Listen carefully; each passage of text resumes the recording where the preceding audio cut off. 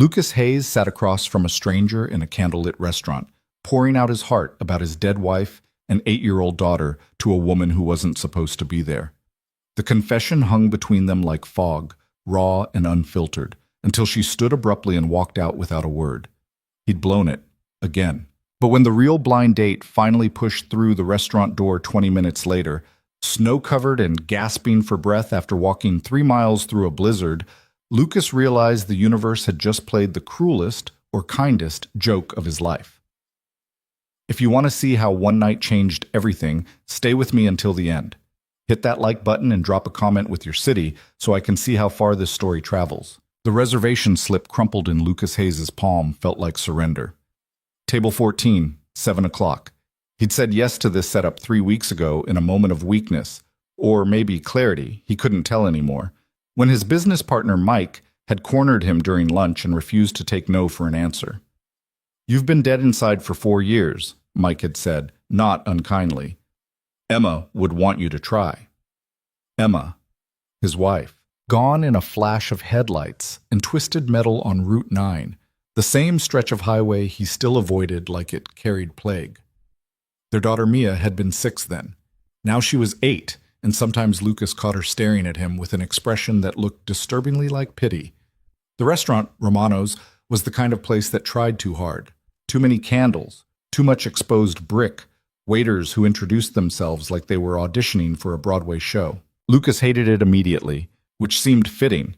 He was 3 minutes early, which meant he'd have to sit there alone, sweating through his shirt collar, until this woman, Rebecca something, Mike's wife's yoga instructor, arrived and they could begin the painful ritual of pretending this wasn't a terrible idea. He gave his name to the hostess, a young woman with severe bangs who looked like she'd rather be anywhere else. He understood the feeling. "Right this way, Mr. Hayes."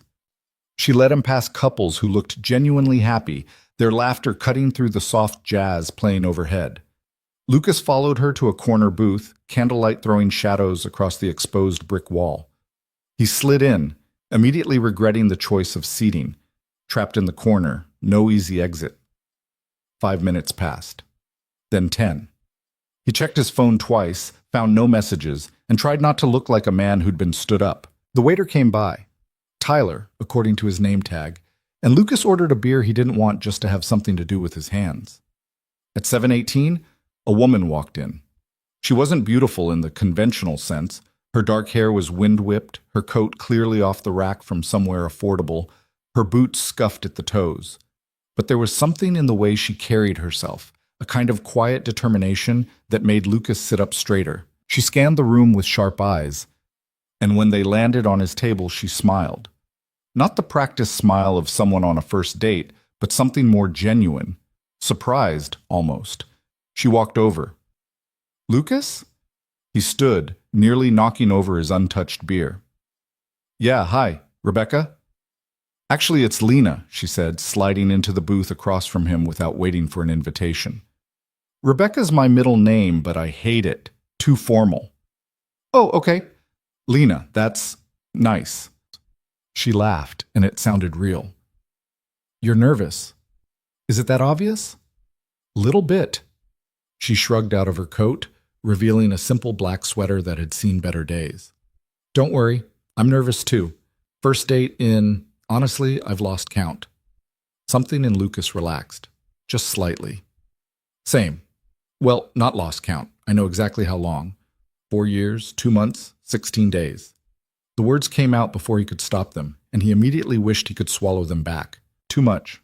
Way too much for a first date. But Lena didn't flinch. "That's specific," she said quietly. "My wife died." Why was he saying this? He'd planned to make it through appetizers at least before dropping the widow bomb, but apparently his mouth had other ideas. Lena's expression shifted. Not pity, thank God. Not pity, but understanding. "I'm sorry, I can't imagine." No one can until it happens to them. Lucas picked up his beer, set it down without drinking.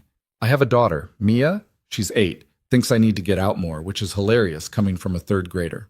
Smart kid. Too smart. She found my dating profile and changed my age to 35. Added 3 inches to my height."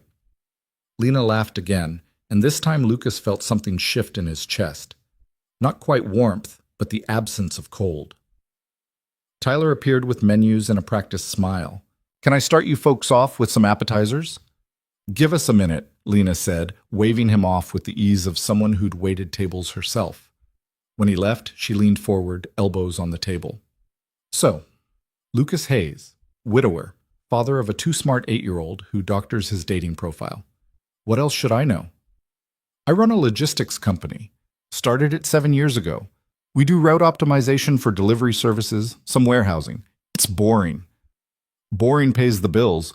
"It does." He found himself leaning forward too, matching her posture. "What about you? What does Lena not Rebecca do?" "Social work, child protective services mostly. Also boring depending on who you ask." "That's not boring. That's—" He stopped. "That's hard." "It is." Something flickered across her face, there and gone. But someone has to do it. They ordered food neither of them would remember later. The conversation flowed easier than Lucas had expected, easier than he'd experienced with anyone since Emma. Lena asked about Mia, what she liked, what she struggled with, whether she was adjusting okay after losing her mother. Lucas found himself answering honestly instead of deflecting the way he usually did. "She's angry and," he said, surprising himself. "Not all the time, but it comes out in these bursts. Last week she threw a book at her teacher because he corrected her math homework." "That's normal." "Is it?" "Completely.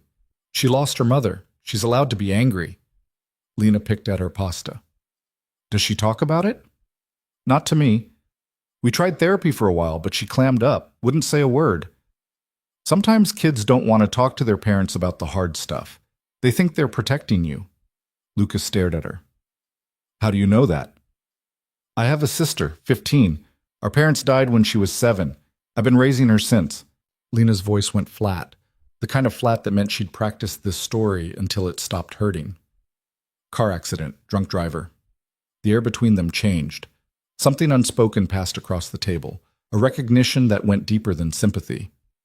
"I'm sorry," Lucas said. "Me too." Lena met his eyes. "But we're surviving, right? That's what we do."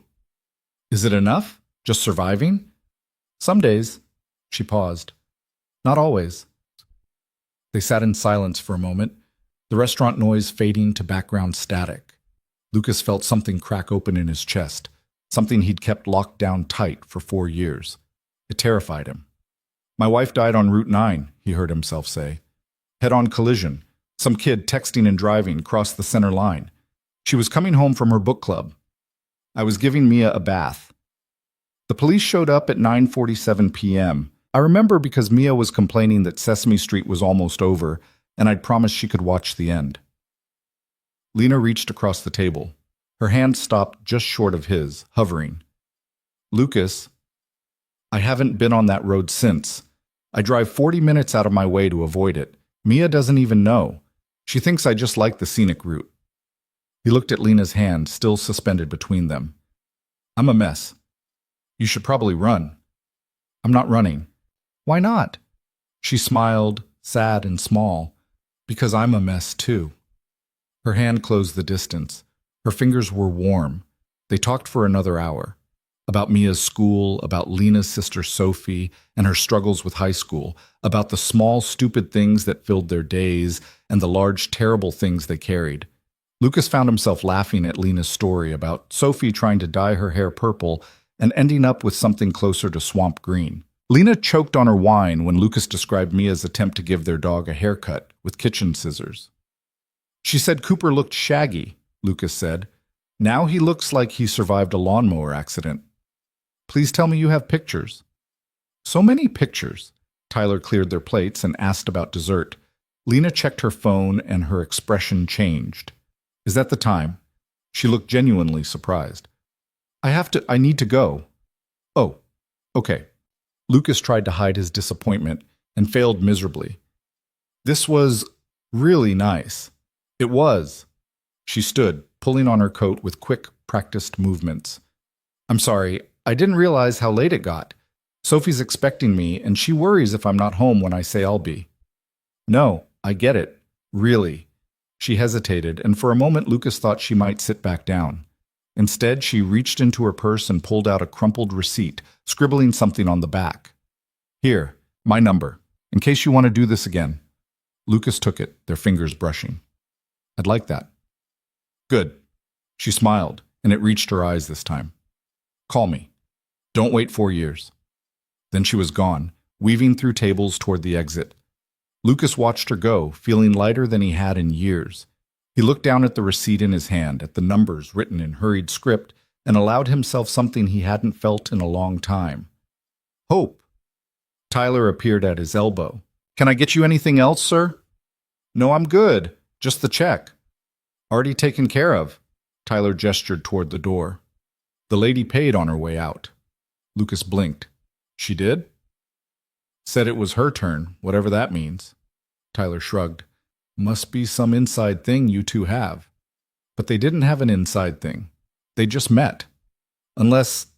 Lucas's phone buzzed. He pulled it out, expecting a text from Lena. Instead, it was Mike. How'd it go? Rebecca's stuck in traffic, but should be there any minute. Don't give up on her. The restaurant tilted. Rebecca. The blind date. The yoga instructor. Lucas's eyes shot to the door, then back to his phone. He pulled up his text thread with Mike, scrolling back to the setup details. There. A picture Mike had sent him 3 weeks ago. A blonde woman with a bright smile. Nothing like the dark-haired stranger who'd just paid for his dinner and given him her number. Oh no, Lucas said out loud. Sir? Tyler looked concerned. I need... Lucas stood so fast he knocked his chair backward. Which way did she go? The lady? Out the front, maybe 2 minutes ago. Lucas bolted for the door, leaving Tyler calling after him about the coat he'd forgotten. The winter air hit him like a slap, cold enough to sting. The parking lot was mostly empty, streetlights casting yellow pools across fresh snow. No sign of Lena anywhere. He pulled out the receipt she'd given him, fingers numb, and dialed. It rang 4 times before going to voicemail. A generic automated message, no personal greeting. Lena, it's Lucas, from the restaurant. Listen, I think there's been a... The restaurant door opened behind him. Lucas turned. A blonde woman stood in the doorway, snow melting in her hair, breathing hard like she'd run a marathon. She wore a blue coat he recognized from Mike's photo, and her face was flushed with cold and exertion. Lucas Hayes, she said between gasps. Yes? I'm Rebecca Brooks. She bent over, hands on knees, trying to catch her breath. I am so sorry I'm late. My car died on Route 9. I've been walking for 3 miles. My phone died 2 miles ago. This is the worst first impression in the history of first impressions. Lucas stared at her snow-caked boots, her wind-burned cheeks, her absolutely genuine distress. This was his actual blind date. This woman who'd walked 3 miles through a snowstorm to meet him. You walked, he said stupidly. I promised I'd be here. Rebecca straightened up, pushing wet hair out of her face. I don't break promises if I can help it. Is the date already over? Did I completely blow it? Behind her, through the restaurant window, Lucas could see Tyler clearing his table. The receipt in his hand felt like evidence of a crime he hadn't meant to commit. He started, then stopped. How did you explain that you just had the best conversation of your life with a complete stranger who thought she was someone else? That you'd poured your heart out to a woman who wasn't your date, who you'd probably never see again, who'd walked away with a piece of you that you hadn't realized you were ready to give? I need to sit down, Lucas said. Rebecca's face fell. Oh, okay. I understand if you want to reschedule, or if this is too weird. No, yes. He took a breath. Let's go inside. You're freezing. We should talk. She studied him, and he saw intelligence in her eyes, the kind that missed very little. Something happened. Something happened, Lucas agreed. They went back inside. Tyler, to his credit, didn't bat an eye when Lucas returned with a completely different woman. He just brought Rebecca a towel and a menu and a cup of coffee she hadn't ordered. Rebecca wrapped her hands around the mug, steam rising in front of her face. So, want to tell me why you look like you've seen a ghost? Lucas did. He told her everything. The woman who'd sat down, the conversation, the number on the receipt, the dawning realization that he'd been on a date with someone else entirely. He expected anger, or at least annoyance. Instead, Rebecca started to laugh. "You're kidding," she said. "I wish I was." "You accidentally went on a date with a stranger who just happened to walk in at the exact right time." She wiped her eyes. "That's the most ridiculous thing I've ever heard." "I'm aware." "And you liked her?" It wasn't a question, but Lucas answered anyway. "I did." Rebecca's smile faded, but not in a bad way. "Well, that's honest, at least." "I'm sorry. This is completely unfair to you. You walked 3 miles. Through a blizzard. Don't forget the blizzard." But she said it gently. "Lucas, can I tell you something? Please?" "I didn't want to come tonight." She took a sip of coffee. "Mike's wife has been setting me up for months, and I finally agreed just to get her off my back. I figured we'd have an awkward dinner, make excuses, never speak again. That was the plan." "Great plan," Lucas said weakly. "Right?"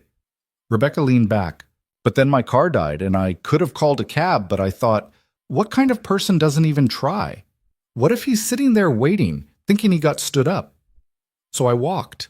And by mile 2, I was cursing myself for being an idiot. And by mile 3, I was so cold I couldn't feel my feet, but I kept going because I'd said I would be there. "You did."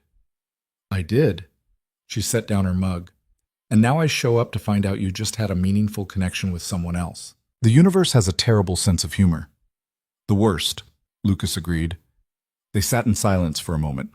Outside, snow was falling harder now, turning the parking lot into a white blanket. "For what it's worth," Rebecca said, "you seem like a good guy, the kind who feels terrible about an honest mistake. And that woman, Lena, you said? She's lucky you're beating yourself up about this instead of just ghosting her." "I gave her my word I'd call." "See? Good guy." Rebecca stood, pulling her still damp coat back on. "I'm going to go find a cab before the storm gets worse. You should call her." "Rebecca, wait." Lucas stood too. "Can I at least give you a ride? You shouldn't be out in this." She considered, then nodded. "That would be nice. Thank you." They walked out to Lucas's car together, the snow already covering his windshield. He started the engine, cranked the heat, and spent 5 minutes scraping ice while Rebecca waited inside. When he climbed back in, she was texting someone. "Just letting my roommate know I'm alive," she said. "Where am I going?" She gave him an address 20 minutes away. They drove in comfortable silence at first, the windshield wipers beating a steady rhythm. The roads were getting bad, other cars crawling along at 15 miles per hour. "Can I ask you something?" Rebecca said eventually. "Sure." "What are you going to do?" "About?" "Lena. Are you really going to call her?" Lucas gripped the steering wheel. "I don't know. Is that terrible?" "It's honest." Rebecca watched the snow fall. "You know what I think?" "What?" "I think the universe put her in your path for a reason. Maybe she's the one. Maybe she's just practice for the one. Either way, you owe it to yourself to find out." "I have a kid to think about." "Kids are resilient. They want their parents to be happy." "How do you know?" "I'm a teacher," Rebecca said. "3rd grade. I see kids every day who are carrying their parents' sadness around like backpacks. It weighs on them. You think you're protecting Mia by staying stuck, but you're not." Lucas had no answer for that. He dropped Rebecca off in front of a modest apartment building, the kind with external stairs and peeling paint. She opened the door, letting in a blast of cold air, then paused. "Thank you for the ride, and for being honest. Thank you for walking 3 miles to meet a stranger." She smiled. "Good luck, Lucas. With everything." Then she was gone, trudging through ankle-deep snow to her front door. Lucas waited until she was safely inside before pulling away, his mind spinning. The drive home took 45 minutes in the storm. By the time he pulled into his driveway, the snow had turned the neighborhood into something from a Christmas card. The porch light was on. He'd left it on for himself, a habit from the early days of single parenting when coming home to a dark house felt too much like coming home to an empty one. Inside, he found his mother-in-law, Helen, asleep on the couch, the TV playing some home improvement show on mute. She stirred when he closed the door. "You're back late," she said, blinking herself awake. "Storm's bad. Took forever." Lucas hung up his coat. "How was Mia?" "Perfect, as always. We made cookies. She ate 4 before I cut her off." Helen stood, stretching. "How was the date?" "Complicated." "That's not a no." It's not a yes either. Lucas sank into the armchair. Can I ask you something? Of course, sweetheart. Do you think Emma would want me to date? Really? Helen's expression softened. Oh, Lucas, she'd want you to be happy, whatever that looks like. I'm not sure I remember how. Then maybe it's time to learn again. She squeezed his shoulder. I'm going to head home before the roads get worse. Call me tomorrow? I will. After she left, Lucas climbed the stairs to Mia's room. She was asleep, sprawled across her bed in the boneless way only children could manage, her favorite stuffed elephant clutched to her chest. Cooper, their half-bald dog, lifted his head from the foot of the bed and wagged his tail once before settling back down. Lucas sat on the edge of the bed, watching his daughter breathe. She had Emma's nose, his stubborn chin. Sometimes when she smiled a certain way, it was like looking at a ghost. Your mom would have handled this better, he whispered. She always knew what to do. Mia stirred but didn't wake. Lucas pulled out the receipt from his pocket, Lena's number written in that hurried script. He should throw it away. The whole thing had been a mistake, a cosmic mix-up that would only lead to more confusion. The smart thing would be to forget it ever happened. But he didn't want to be smart. He wanted to call her. He wanted to hear her voice again, to know if that connection he'd felt was real or just the desperate imagination of a lonely man. He wanted to know her last name, where she worked, whether she liked her coffee black or loaded with cream and sugar. He wanted to tell her that he'd thought about her the entire drive home, that sitting across from Rebecca had felt like wearing someone else's clothes. Technically functional, but fundamentally wrong. He wanted impossible things. His phone buzzed. A text from Mike. How'd it go? Rebecca said you were a gentleman. She likes you. Lucas stared at the message. Rebecca had lied for him, or at least been generous with the truth. She could have told Mike the whole embarrassing story, but she hadn't. He typed back. She's great. Tonight was complicated. Can I call you tomorrow? Sure thing. Glad it went okay. Lucas set down his phone and looked at the receipt again. In the dim light from Mia's nightlight, shaped like a crescent moon, a gift from Emma's mother, he could barely make out the numbers. Tomorrow, he decided.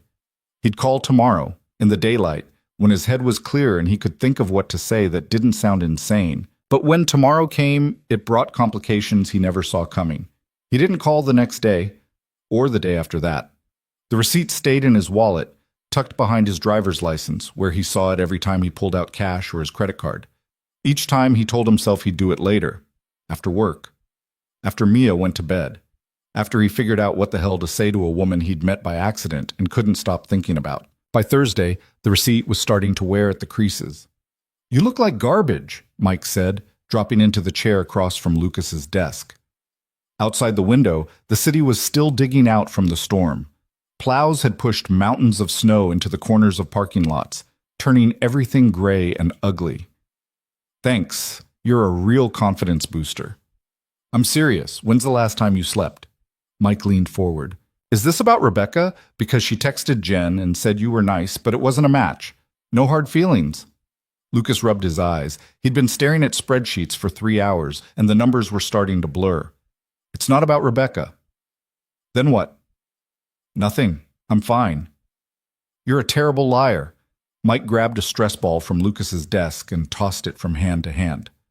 Talk to me. So Lucas did. He told Mike everything. The mix-up, Lena, the conversation that had felt more real than anything in years, the receipt burning a hole in his wallet. Mike listened without interrupting, which was unusual for him. Let me get this straight, Mike said when Lucas finished. You went on a blind date with the wrong woman, had an amazing time, got her number, and now you're too chicken to call her. I'm not chicken. You're terrified. Okay, fine, I'm terrified. Then Lucas spun his chair toward the window. What if I call and she doesn't remember me? What if she does remember and regrets giving me her number? What if she's sitting at home wondering why you haven't called? Mike threw the stress ball at Lucas's head. It bounced off harmlessly. You miss 100% of the shots you don't take. Did you just quote a motivational poster at me? It worked, didn't it? Mike stood. Call her. Today. Now. I'll cover your meetings. I have 3 meetings. I'll cover all of them. Go. Mike pointed at the door. Before you talk yourself out of it again. Lucas sat in his car in the parking garage for 20 minutes, phone in hand, staring at the number he'd already memorized. His thumb hovered over the call button. This was insane. She probably didn't even remember him. 4 days had passed. She'd moved on. She probably thought he was a coward for not calling sooner. She'd be right. He pressed call before he could change his mind. It rang. Once, twice, 3 times. Hello? Her voice hit him like a shot of whiskey, warm and immediate. He'd half convinced himself he'd imagined how it sounded. Lena, it's Lucas. From Romano's. I don't know if you remember, we sat together and talked, and you gave me your number, and I'm realizing now that I'm calling you in the middle of the day, which might be completely inconvenient. Lucas. She laughed, and he heard relief in it. I remember. I was starting to think you'd lost my number. No, I wasn't sure if I should call since we weren't actually supposed to meet. We met anyway. We did. Lucas gripped the steering wheel with his free hand. Are you busy? I can call back later. I'm on lunch. You have perfect timing. He heard background noise, voices, and traffic. I'm outside the courthouse. Just finished a hearing. How'd it go? Can't talk about it. But let's just say some people should never be allowed near children. Her voice went hard, then softened. Sorry, that came out bitter. You're allowed to be bitter about your job sometimes, says the man who optimizes delivery routes for a living. Hey, those routes are important. You'd be amazed how much time we save companies. Riveting, but she said it with warmth. So, you called. I did. Why? The question caught him off guard. What do you mean? I mean, we had a nice conversation, but it was a mistake. Wrong place, wrong time, wrong people. You could have just let it go. She paused. Why didn't you? Lucas watched a woman load groceries into her trunk 3 spots over, moving with the efficient grace of someone who'd done it 1,000 times. Because I haven't been able to stop thinking about you, he said, and that scares the hell out of me. Silence on the other end, long enough that Lucas started to panic. Lena? I'm here. Her voice sounded different, smaller. That was honest. I'm trying that out, being honest. How's it working? Terrifying, like I said. She laughed again. I haven't stopped thinking about you either, for the record. Something in Lucas's chest loosened. Yeah? Yeah. I almost called you twice, talked myself out of it both times. Why? Same reason you waited 4 days. Because this is complicated and weird and probably a bad idea. Probably, Lucas agreed. But you called anyway. I did. So what now? Lucas hadn't thought that far ahead. Coffee, he said. Or lunch? Or dinner? I'm not picky. When? Whenever you're free. I'm free Saturday. Sophie has a thing with her friends. I could do lunch. Saturday works. Lucas pulled out his phone to check his calendar, realized he was already on his phone, felt like an idiot. There's a place near the river, Moretti's, you know it? I can find it. Noon? Perfect. Okay. He heard the smile in her voice. I'll see you Saturday, Lucas Hayes. See you Saturday, Lena Hart. He sat in his car for 10 minutes after hanging up, grinning like an idiot. Then he texted Mike. I did it. Saturday lunch. Mike's response came immediately. About damn time, now get back to work. Lucas tried to work. He really did. But his mind kept drifting back to the phone call, to the sound of Lena's voice, to the way she'd laughed when he'd rambled nervously. He was 45 minutes into a conference call about Q4 projections when he realized he hadn't heard a single word anyone had said. Lucas, you still there? Mike's voice cut through. Yeah, sorry, what was the question? The question was whether you're actually listening or just daydreaming about Saturday. There were chuckles from the other people on the call. Lucas's face burned. I'm listening. Sure you are. We'll circle back Monday. Everyone else, have a good weekend. The call ended. Lucas's desk phone rang immediately. You're useless today, Mike said. I know. Go home. Spend time with Mia. Try not to combust before Saturday. Is it that obvious? You've checked your phone 17 times in the last hour. I counted. Lucas hung up and did what Mike suggested. He left work early, picked Mia up from school himself instead of having Helen do it, and took her to the park even though it was cold enough to see their breath. "Why are you being weird?" Mia asked, pumping her legs on the swing. "I'm not being weird." "You're smiling too much. It's creepy." "I can't smile?" "Not like that. You look like the Joker." She dragged her feet to slow down. "Is this about the girl?" "Lena?" Lucas sat on the swing next to her. "Maybe. Are you going to see her again?" "Saturday. We're having lunch." Mia considered this. "What if I don't like her?" "Then we'll deal with that if it happens. But you haven't even met her yet." "What if she doesn't like me?" The vulnerability in his daughter's voice cracked something open in Lucas's chest. He stopped his swing and turned to face her. "Mia, anyone who doesn't like you is an idiot. You're smart and funny and kind, and you make terrible jokes that somehow always make me laugh." "My jokes are good." "They're terrible, but I love them anyway." He reached over and squeezed her hand. "And if Lena doesn't see how great you are, then she's not the right person for either of us." Mia swung in silence for a moment. "Do you think Mom would be okay with this?" "I think your mom would want us to be happy, both of us." "I want you to be happy, Dad. You're sad a lot." "You think I don't notice, but I do." Lucas felt his throat tighten. "I'm working on the sad part." "Good." Mia jumped off the swing, landing in a crouch. "Can we get ice cream? It's 30 degrees outside." So, they got ice cream. Lucas watched his daughter demolish a chocolate cone that was definitely too big for her, talking nonstop about her friend Zoe's birthday party and the hamster their class was getting and whether she should try out for the school play. Normal kid things. Things that had nothing to do with dead mothers or nervous fathers or the constant weight of grief that never quite went away. When they got home, Helen's car was in the driveway. "Grandma!" Mia bolted from the car before Lucas had even turned off the engine. Helen met them at the door, pulling Mia into a hug. "There's my girl. How was school?" "Boring. We got ice cream, though." "Before dinner?" Helen looked at Lucas with mock disapproval. "We're rebels," Lucas said. "I can see that." Helen followed them inside. "I brought dinner, lasagna. It's in the oven." "You didn't have to do that." "I know, I wanted to." She hung up her coat. "Also, I wanted to hear about this date." "Grandma knows about Lena?" Mia's eyes went wide. "Everybody knows about Lena, apparently," Lucas muttered. "Mike told Jen, Jen told me. The gossip chain is alive and well." Helen shooed Mia toward the stairs.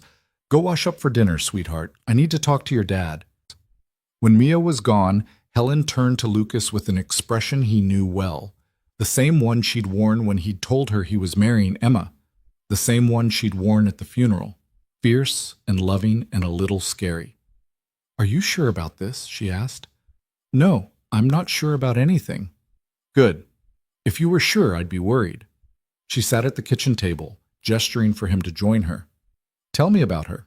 Lucas did. He told Helen about the mix-up, about sitting with Lena and feeling something he'd thought was dead, about the phone call and Saturday's lunch plans. Helen listened the way she always did, with her full attention, not interrupting. "You like her," Helen said when he finished. "I barely know her." "You like her anyway." Lucas couldn't argue with that. "Yeah, I do. And it feels like a betrayal to Emma." He looked at his mother-in-law, this woman who'd lost her daughter and never blamed him for it, who'd stepped in to help raise Mia without being asked, who'd held him together when he couldn't do it himself. "How did you know?" "Because I felt the same way when I started dating again after Emma's father died." Helen smiled sadly. "I thought if I let myself be happy with someone else, it meant I hadn't loved him enough, that I was replacing him. What changed?" "I realized love isn't finite. Loving someone new doesn't erase the people we've loved before. Just means our hearts are bigger than we thought." She reached across the table and took his hand. "Emma would want you to be happy, Lucas. She loved you. She'd want you to love again." "What if I screw it up?" "Then you screw it up. At least you tried." Helen squeezed his hand. "The only real mistake would be not trying at all." Dinner was loud and chaotic in the best way. Mia talked with her mouth full. Helen told stories about Emma as a kid that made Lucas laugh and ache at the same time. and Cooper begged for scraps under the table with his patchy post-haircut fur, making him look like a punk rock reject. It felt normal. Not the careful, fragile normal of the early days after Emma died, but actual normal. The kind where people laughed without feeling guilty about it. After Helen left and Mia was in bed, Lucas sat in the living room with the TV on mute, scrolling through his phone without really seeing it. The house was quiet except for the furnace kicking on and Cooper snoring from his bed in the corner. His phone buzzed, a text from Lena. Random question, what's your favorite movie? Lucas smiled and typed back, The Princess Bride. You? Seriously? What's wrong with The Princess Bride? Nothing. It's perfect. I'm just surprised. Why? I don't know. You seem like an action movie guy. I like those too. But The Princess Bride is Mia's favorite. We watch it every time she's sick. That's sweet. What's yours? Shawshank Redemption. I'm very original. It's a great movie. It is. I cry every time Andy crawls through that pipe. Every time? Every single time. Lucas found himself grinning at his phone like a teenager. What are you doing right now? He typed. Sitting on my couch, eating cereal and watching true crime. You? Same. Minus the cereal and true crime. So just sitting on your couch? Pretty much. Wild Friday night. I'm living on the edge. There was a pause, then, I'm nervous about Saturday. Me too. What if we run out of things to talk about? We've been texting for 20 minutes about movies and cereal. I think we'll be fine. Fair point. Lena? Yeah? I'm really glad I called. Me too, Lucas. Me too. Saturday arrived cold and bright. Lucas woke up at 6, even though he didn't have to be at Moretti's until noon, his mind already racing. He went for a run, came back and showered, then stood in his closet for 20 minutes trying to decide what to wear. Casual, but not too casual. Nice, but not trying too hard. The blue shirt, Mia said from his doorway, making him jump. How long have you been standing there? Long enough to see you pull out the same shirt 3 times. She walked in and grabbed the blue button-down from his closet. This one. It makes your eyes look less tired. Thanks, I think. You're welcome. She handed it to him. Are you really nervous? Terrified. Why? Because I haven't done this in a long time, and I don't want to mess it up. Mia sat on his bed, swinging her legs. Dad, you're really smart about a lot of things, but you're kind of dumb about this. Excuse me? You can't mess it up if she already likes you. That's not how it works. When did you become an expert on relationships? I watch a lot of TV. She grinned. Just be yourself. That's what they always say. What if myself is boring? You're not boring. You're just a dad. That's different. Lucas laughed and pulled her into a hug. What would I do without you? Probably wear the wrong shirt and say the wrong thing. Probably. He arrived at Moretti's 10 minutes early, which meant he spent 10 minutes sitting in his car trying not to sweat through his blue shirt. The restaurant was busy. Saturday lunch crowd, families and couples and groups of friends. Through the window, he could see people laughing, eating, living lives that looked easy. His phone buzzed. A text from an unknown number, running 5 minutes late. Don't leave. He smiled and typed back, I'll be here. She arrived 7 minutes late, slightly out of breath, wearing jeans and a green sweater that brought out flecks of gold in her eyes he hadn't noticed before. Her hair was pulled back in a ponytail that had started to escape, and she had a coffee stain on her sleeve she kept trying to hide. Sorry, she said, sliding into the booth. Bus was late, and then I spilled coffee on myself like an idiot. I didn't even notice. Liar. It's right there. She pointed at the stain. Sophie said I should change, but then I'd be even later, so here we are. Me and my coffee stain. I think it adds character. You're very kind. She shrugged out of her coat. How are you? Nervous, Lucas admitted. Me too. I changed my outfit 4 times this morning. Sophie filmed it and threatened to put it on TikTok. Mia gave me a full consultation on which shirt to wear. Smart kid. Lena looked at his shirt. She chose well. I'll tell her you said that. She'll be insufferable. They ordered. Lena got a turkey club that was too big for any human to reasonably eat. Lucas got a burger that came with fries he knew he'd regret later, and fell into conversation as easily as they had at Romano's. Lena told him about Sophie's latest obsession with starting a podcast about unsolved mysteries, how she'd tried to interview their neighbors about a missing garden gnome. Did she solve the case? Lucas asked. She did, actually. Turns out Mrs. Chen's dog buried it in the backyard. Lena stole one of his fries. Sophie was very proud, wants to start a detective agency now. Mia wants to be a veterinarian, or an astronaut, or a professional ice cream taster. It changes weekly. That's the best age, when everything still seems possible. Do you remember feeling like that? Lena paused, her sandwich halfway to her mouth. Before my parents died, yeah. I was going to be a marine biologist. Had it all planned out. College in California, research trips to Australia, the whole thing. What happened? Sophie happened. She needed me more than I needed to study fish. Lena set down her sandwich. Social work wasn't the plan, but it's good work, important work. Most days I don't regret it. Most days? Some days I wonder what my life would have been like if that drunk driver had stayed home. If my parents had lived. If I'd gotten to be selfish and young and stupid like everyone else in their 20s. She looked at him. Does that make me a terrible person? It makes you human. That's generous. It's true. I think about it too. What my life would be like if Emma hadn't died. If Mia had grown up with both parents. If I hadn't had to learn how to braid hair from YouTube videos and guess what constitutes an appropriate outfit for third grade picture day. Did you guess right? Absolutely not. Mia looked like she was going to a funeral. Black dress, black tights, black shoes. She said she was being sophisticated. The photos are tragic. Lena laughed so hard she snorted, then covered her mouth. I'm sorry, that's not funny. It's a little funny. It's very funny. She wiped her eyes. Sophie wore a full dinosaur costume to her 6th grade photos, just committed fully to the bit. I didn't even try to stop her. I like your parenting style. It's less a style and more controlled chaos. They talked through lunch and 3 refills of coffee. The conversation wandered from kids to work to the small indignities of daily life. Lena told him about her worst case, a 2-year-old found living in a car with parents who were using, and how she'd cried in her supervisor's office afterward.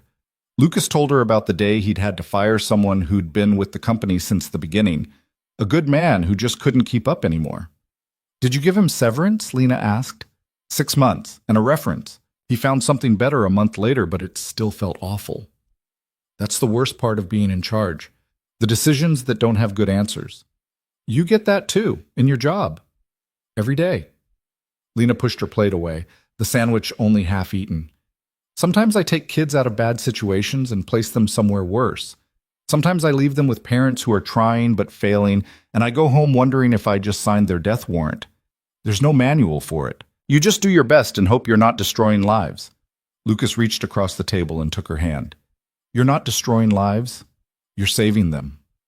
How do you know? Because you care this much. People who destroy lives don't lose sleep over it.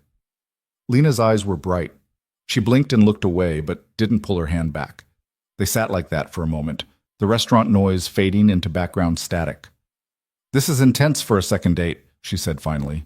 Is this a second date? I thought Romano's was a mistake. Okay, fine. First official date that was actually supposed to happen. That's a mouthful. You know what I mean. She smiled, and it was watery but real.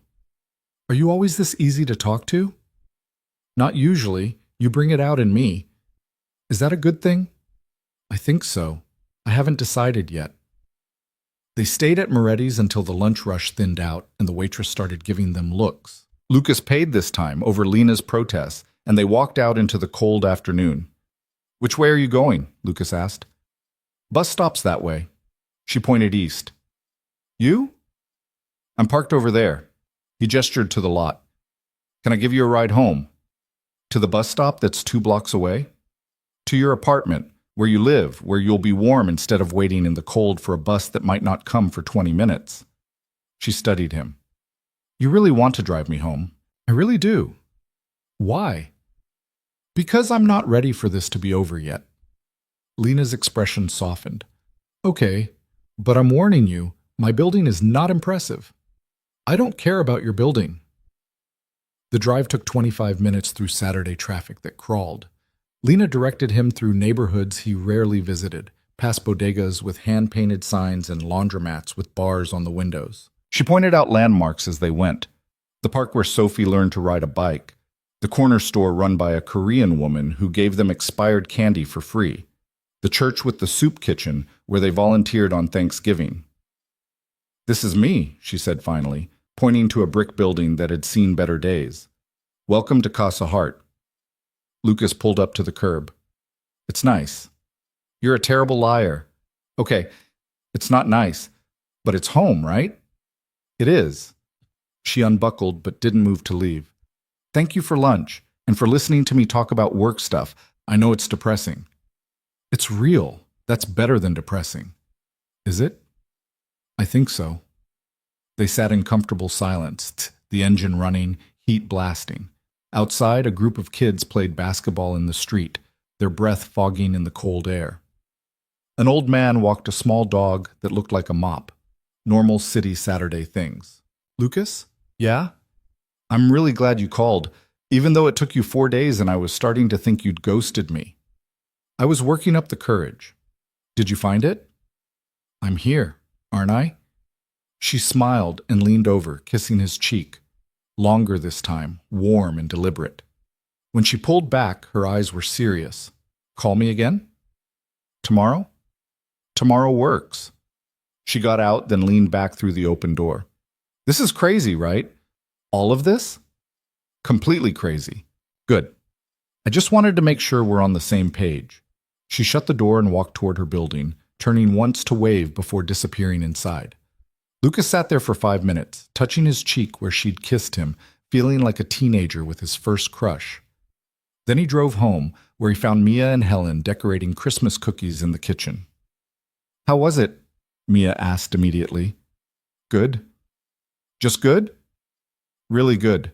Helen smiled knowingly but didn't push. "We saved you some cookies." Mia insisted on making one that looks like Cooper.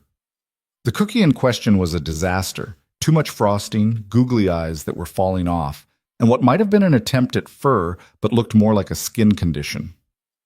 "It's perfect," Lucas said. "It's terrible," Mia corrected, "but it's funny."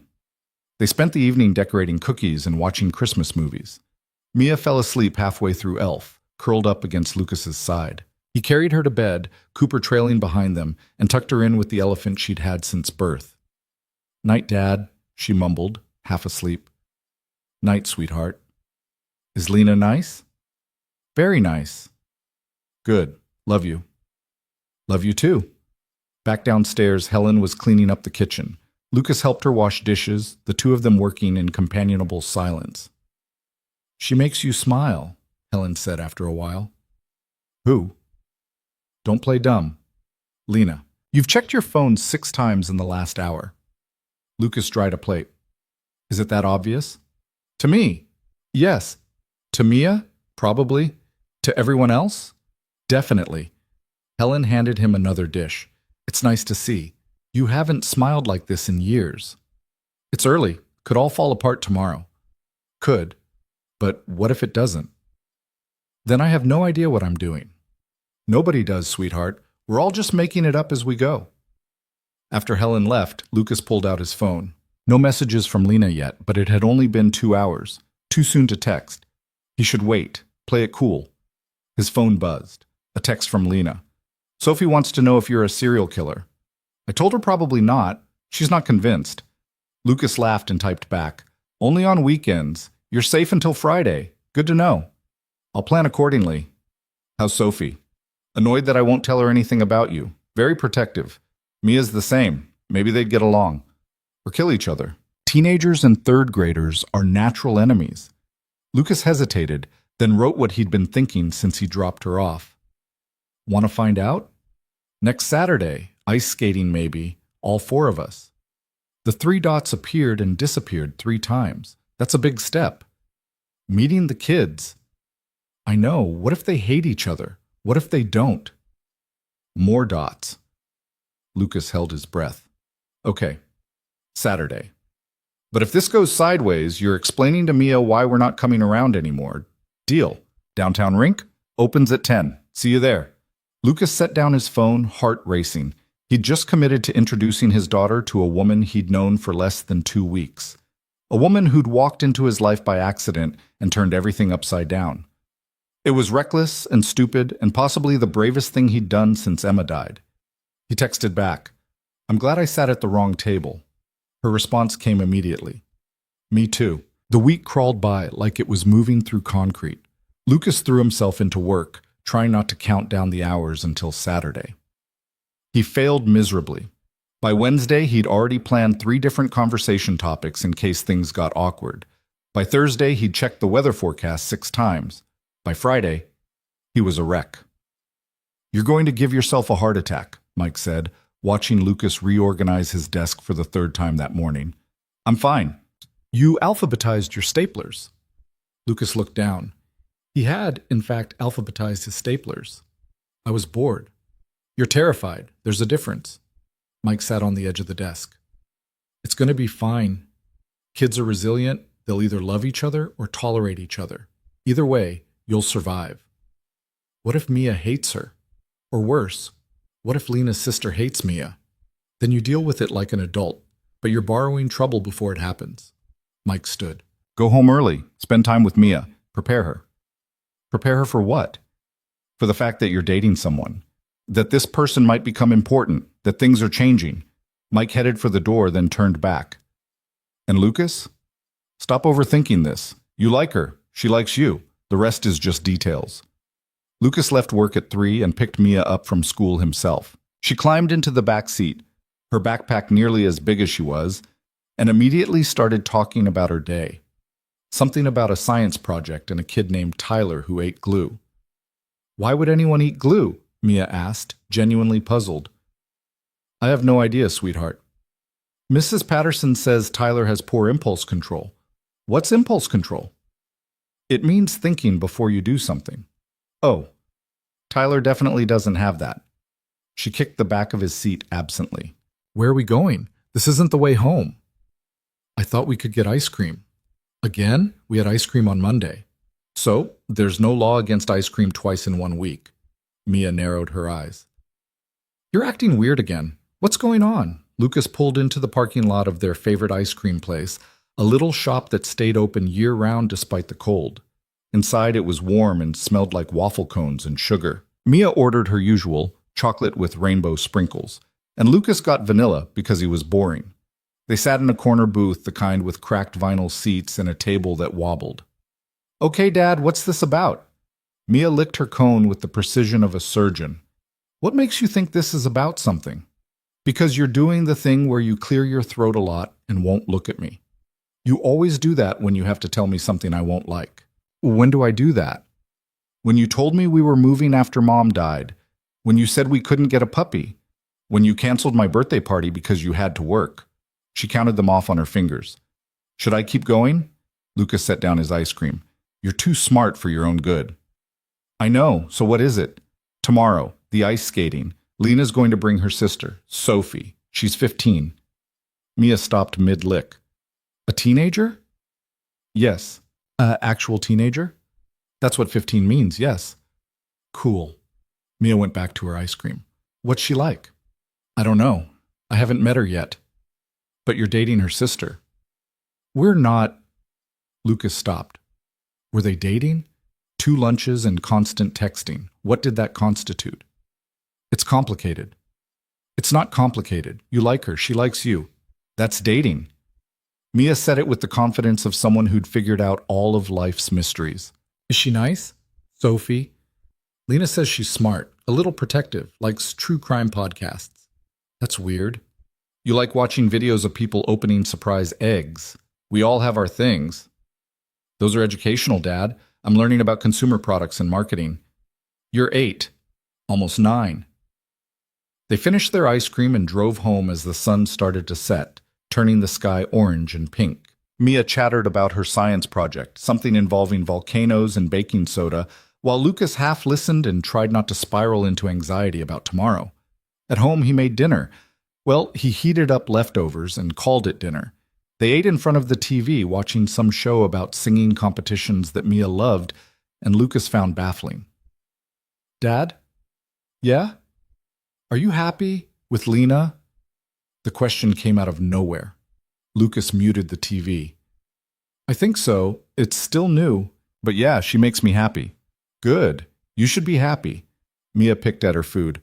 I miss Mom, but I don't want you to be sad forever. Lucas felt his throat close up. I miss her too, every day. I know. But you smile more now, since you met Lena. I like when you smile.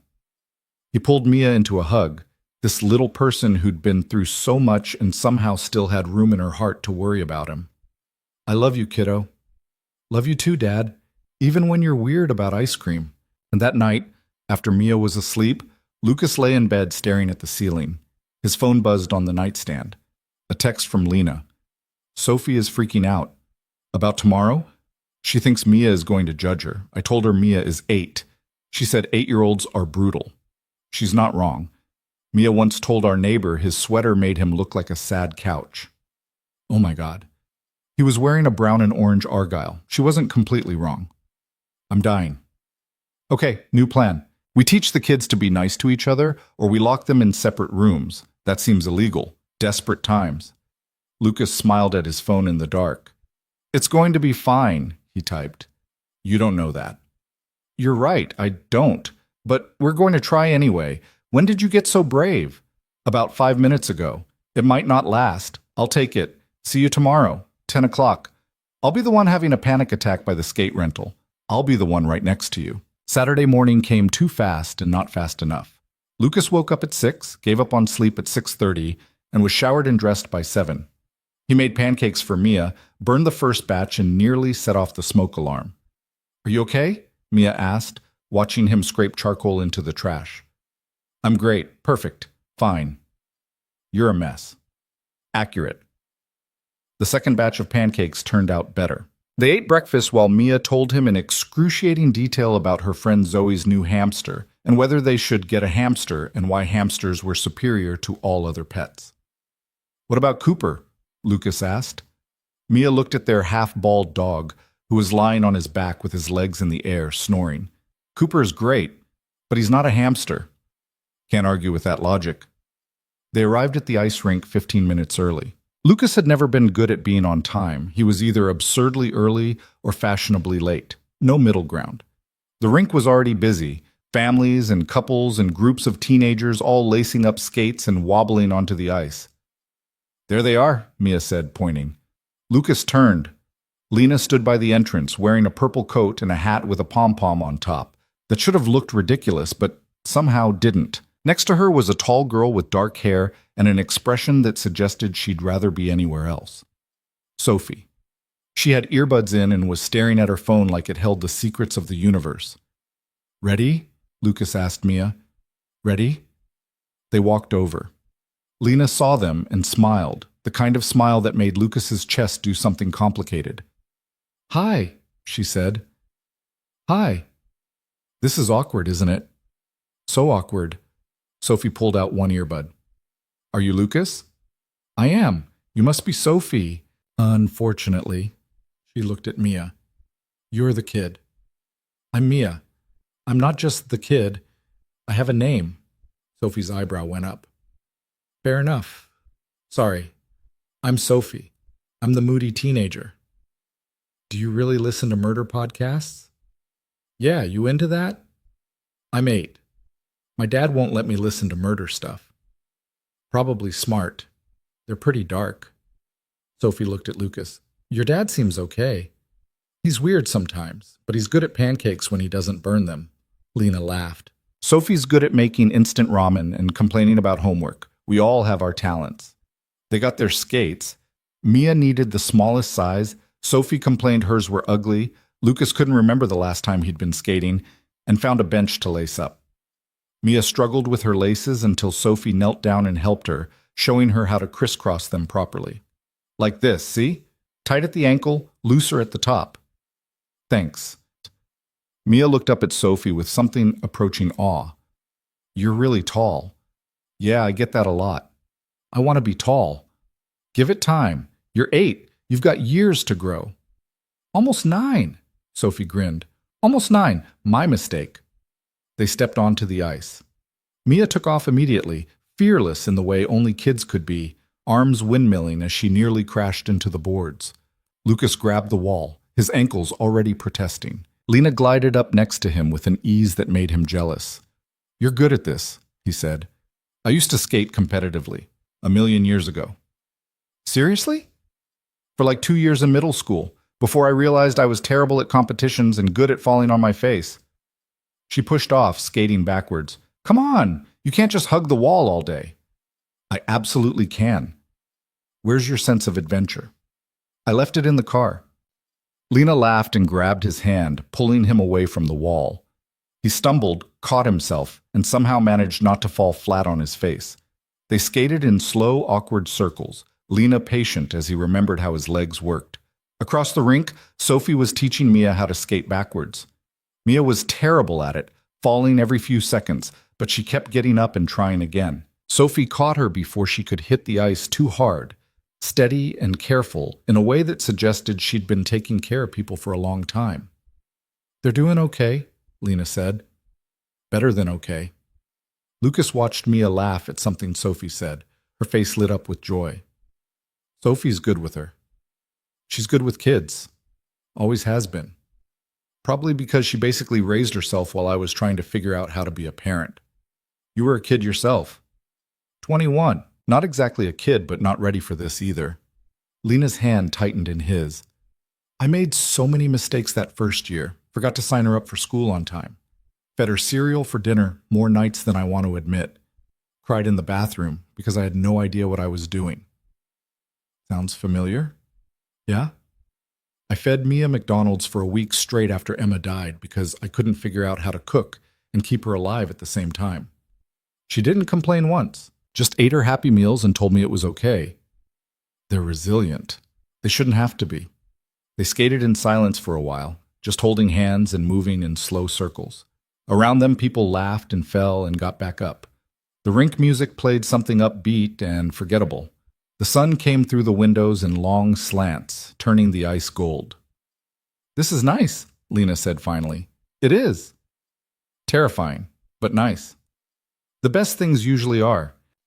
Mia skated over, moving faster than was probably safe, and crashed into Lucas's legs. He caught her before they both went down. "Did you see me? I almost did a spin." "I saw. Very impressive." "Sophie says if I practice, I could be really good. Can we come back next week?" "Maybe. We'll see." "That's parent code for no," Sophie said, gliding up behind Mia. "Trust me, I speak fluent parent." "It's parent code for let me check my schedule, Toots," Lucas corrected. "Sure it is." Sophie looked at Lena. "Can we get hot chocolate? I'm freezing." "You're always freezing." "Because it's winter and we're on ice. Basic thermodynamics." They left the rink and found a cafe nearby, one of those places that tried too hard to be cozy with Edison bulbs and reclaimed wood everywhere.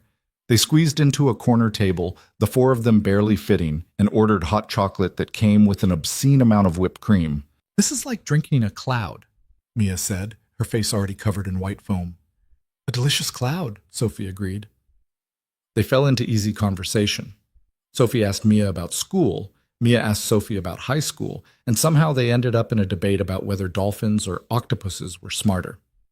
"Octopuses," Sophie said firmly. "They can open jars and escape from tanks. Dolphins just do tricks." "But dolphins save people," Mia countered. "I saw it on a documentary. The octopuses have 3 hearts. That's objectively cooler. Dolphins have sonar. Octopuses can camouflage themselves." Lucas and Lena exchanged a look across the table. "Should we stop this?" Lucas asked quietly. "Why? They're bonding." "Over marine biology? I've seen worse." Lena sipped her hot chocolate. "Besides, Sophie hasn't been this animated in months. Usually she just grunts at me. Mia's the same. I count it as a win when I get full sentences." The debate continued. Eventually they reached a truce. Both dolphins and octopuses were impressive in their own ways, and they'd agree to disagree. Sophie pulled out her phone and showed Mia a video of an octopus solving a puzzle. Mia retaliated with a video of dolphins playing with bubbles. "They're going to be friends," Lena said softly. "Think so?" "I know so," Look at them. Lucas looked. Mia was leaning over Sophie's phone, pointing at something on the screen, talking a mile a minute. Sophie was listening, actually listening, nodding and asking questions. They'd completely forgotten about the adults at the table. This was a good idea, Lucas said. It was a terrifying idea that turned out okay. There's a difference. I'll take it. They stayed at the cafe until Mia started to fade, her energy crashing after the morning of skating. Sophie wasn't much better, stifling yawns behind her hand. They walked back to the parking lot together, the cold biting at their faces. Can Sophie come over sometime? Mia asked as they reached Lucas's car. I want to show her my rock collection. You have a rock collection? Sophie looked interested. It's very extensive. I have 47 rocks, all labeled. That's actually kind of cool. I know, right? Mia turned to Lucas. So, can she? Lucas looked at Lena, who shrugged. If it's okay with Lena, it's okay with me. Sophie? Lena asked. Yeah, okay. Rocks sound good. They made plans for the following weekend. Mia chattered about which rocks she'd show Sophie first, while Sophie pretended to be less interested than she clearly was.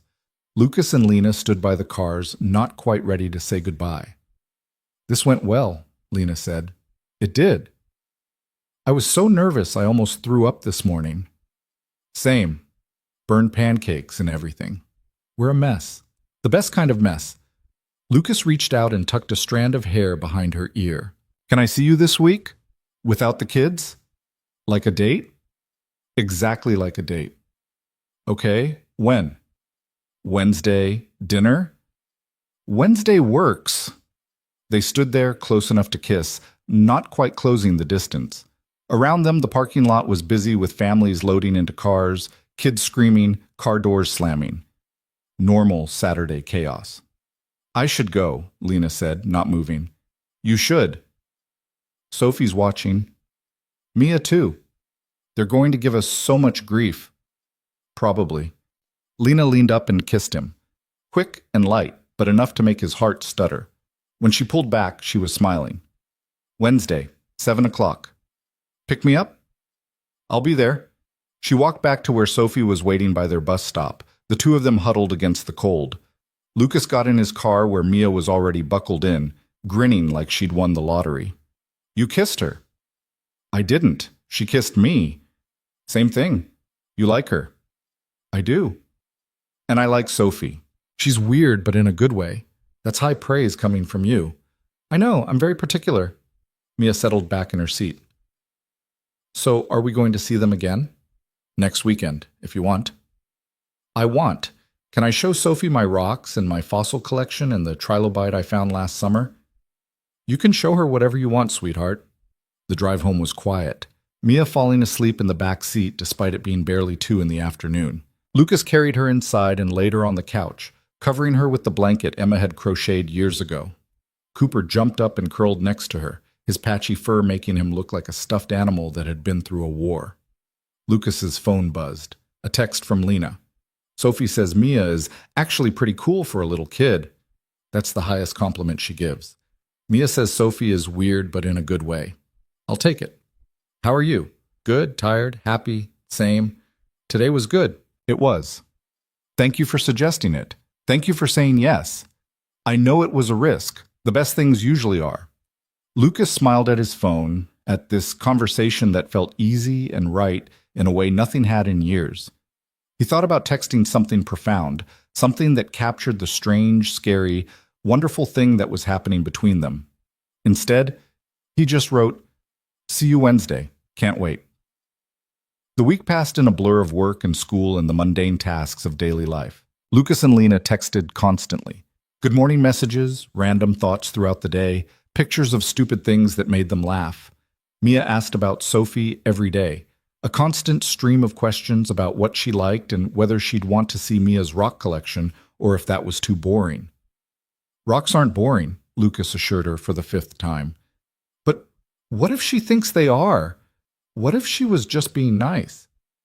Then she was being nice, but I don't think she was lying. She seemed genuinely interested. You think? I know.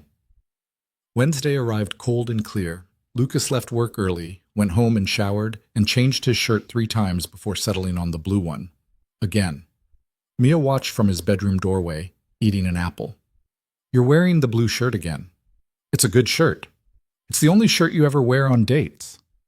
"I've been on 2 dates. That's not enough to establish a pattern." 3 dates. Romano's counts even if it was an accident. Lucas couldn't argue with that.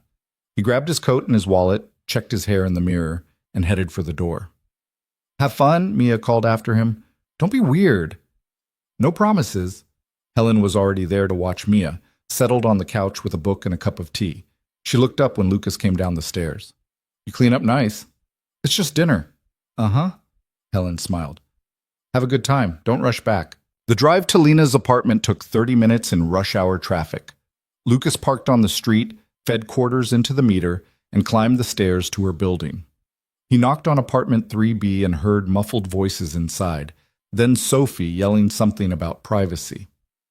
The door opened. Lena stood there in a black dress that made Lucas forget how to breathe. "Hi," she said. "Hi, you look, wow. That good or that bad?" "That good? Definitely that good." She grabbed her coat, called goodbye to Sophie, and they headed down the stairs. In the car, she turned to him. "Where are we going?" "There's a place downtown. Italian. I made a reservation." "Fancy." "A little. Is that okay?" "It's perfect." She settled back in her seat. "How was your week?" "Long. Meetings and spreadsheets and putting out fires. You?" "Same. Except instead of spreadsheets, it's court hearings and home visits and watching people fail their kids in new and creative ways." "Rough week?" "The worst." She was quiet for a moment. "I had to remove a kid from her home yesterday, 3 years old, bruises everywhere. Parents claimed she fell down the stairs." "Did she?" "No, and they knew I knew, but they looked me right in the eye and lied anyway." Lena's voice went hard. "I wanted to scream at them, tell them they didn't deserve her, that they were monsters, but I couldn't. I just had to document everything and follow procedure and act like a professional." "That sounds impossible." "Some days it is." She looked at him. "Sorry, that's heavy for a date." "You don't have to apologize. This is your life. I want to know about it." "Even the ugly parts?" "Especially those." The restaurant was nicer than Lucas had intended. White tablecloths, actual wine glasses, waiters in vests. They were seated by a window overlooking the city, lights twinkling in the dark. "This is beautiful," Lena said. "I might have overdone it." "You definitely overdid it, but I'm not complaining." They ordered wine and appetizers and fell into conversation the way they always did, easy and natural.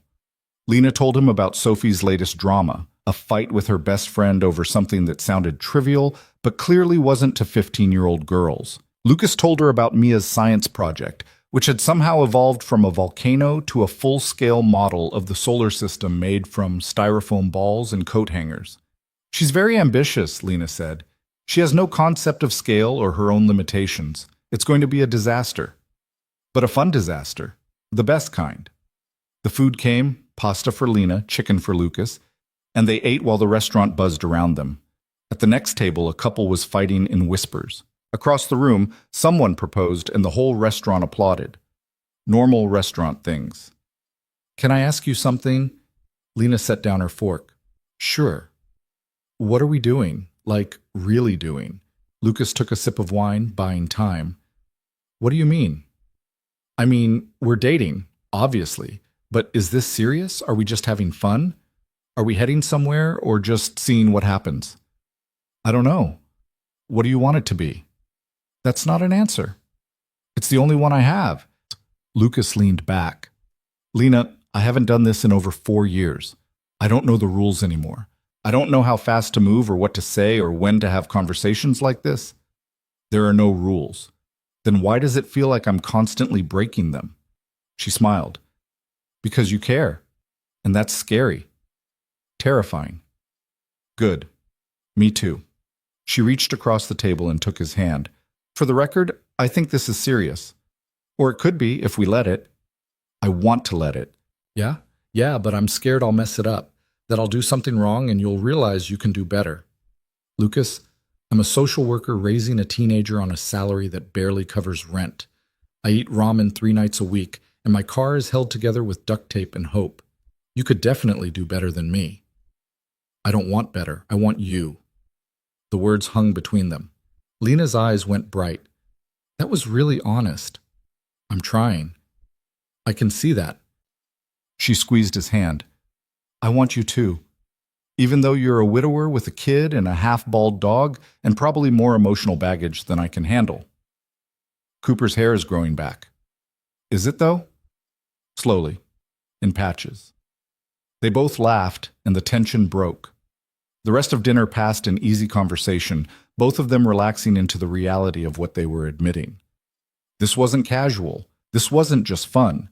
This was real and complicated and worth the risk. Lucas paid the check despite Lena's protests, and they walked out into the cold night.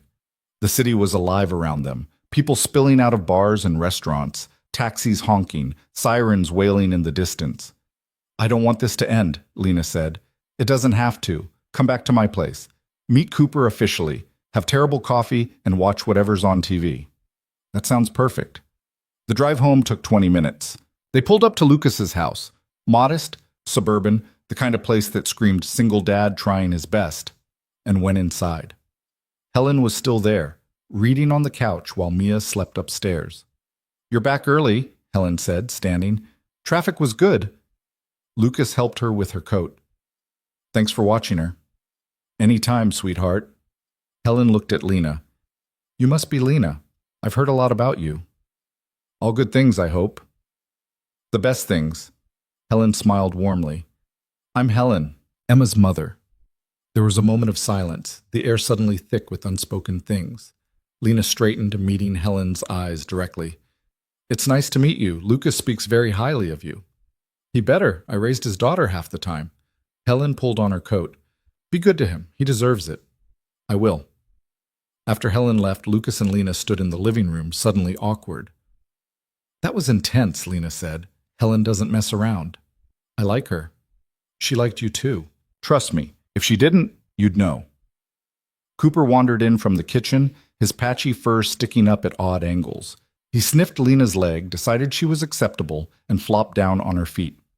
That's Cooper, Lucas said. He's unique.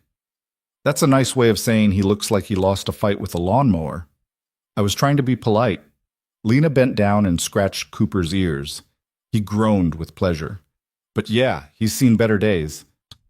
They settled on the couch with coffee. That was, as promised, terrible. Lucas turned on the TV and found some cooking competition show neither of them cared about. They sat close enough that their legs touched, not quite cuddling, but not quite not. This is nice, Lena said. It is. Domestic. Is that bad? No, just different. I'm used to my apartment where Sophie's always listening to music too loud, and the neighbors fight at 2 a.m, and nothing's ever quiet. You can come here anytime you want quiet. Careful, I might take you up on that. I hope you do. They watched TV in comfortable silence until Lena's phone rang. She checked it and frowned. It's Sophie. I should take this. Of course. She stepped into the kitchen. Lucas could hear her side of the conversation, reassuring, patient, the voice of someone who'd had to be the grown-up too young. When she came back, her expression was troubled. Everything okay? Sophie's freaking out about a test tomorrow. She does this sometimes, convinces herself she's going to fail even though she always does fine. Do you need to go? I should. I'm sorry. This was perfect and now I'm cutting it short.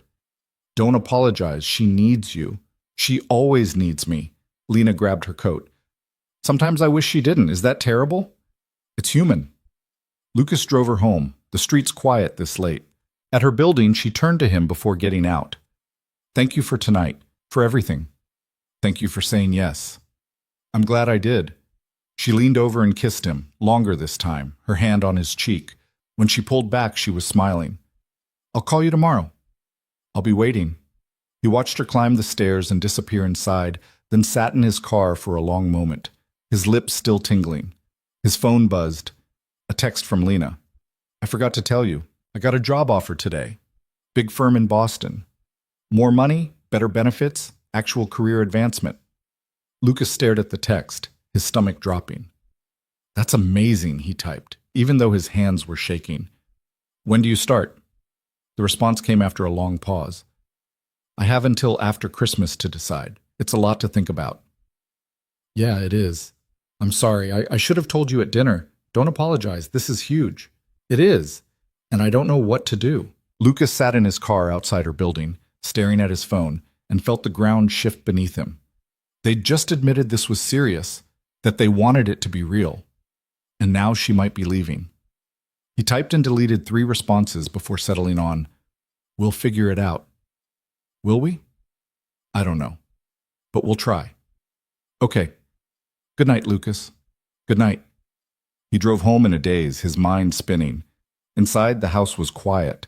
He checked on Mia, asleep, sprawled across her bed with Cooper at her feet, and then went to his own room. He lay in bed staring at the ceiling, Lena's text burning in his mind. Boston. 3 hours away. A different life, a future that didn't include him. His phone buzzed again. I don't want to go, but I have to think about Sophie. This job could change everything for us. I know. I'm sorry. Don't be sorry. Just think about it. Really think about it. I will. I promise. Lucas set down his phone and closed his eyes, but sleep wouldn't come. Outside, snow started to fall, soft and silent, covering everything in white. The next 2 weeks moved in slow motion and light speed all at once. Lucas and Lena kept seeing each other. Dinners, coffee, walks through the city while snow fell around them. But the job offer sat between them like a third person at every table. They didn't talk about it directly, both of them dancing around the elephant in the room, pretending everything was fine when it clearly wasn't. You're distracted, Mike said, dropping a file on Lucas's desk. The Henderson contract. You said you'd review it yesterday. I'll get to it. You said that 3 days ago. Mike sat down. What's going on? Is this about Lena? Lucas rubbed his face.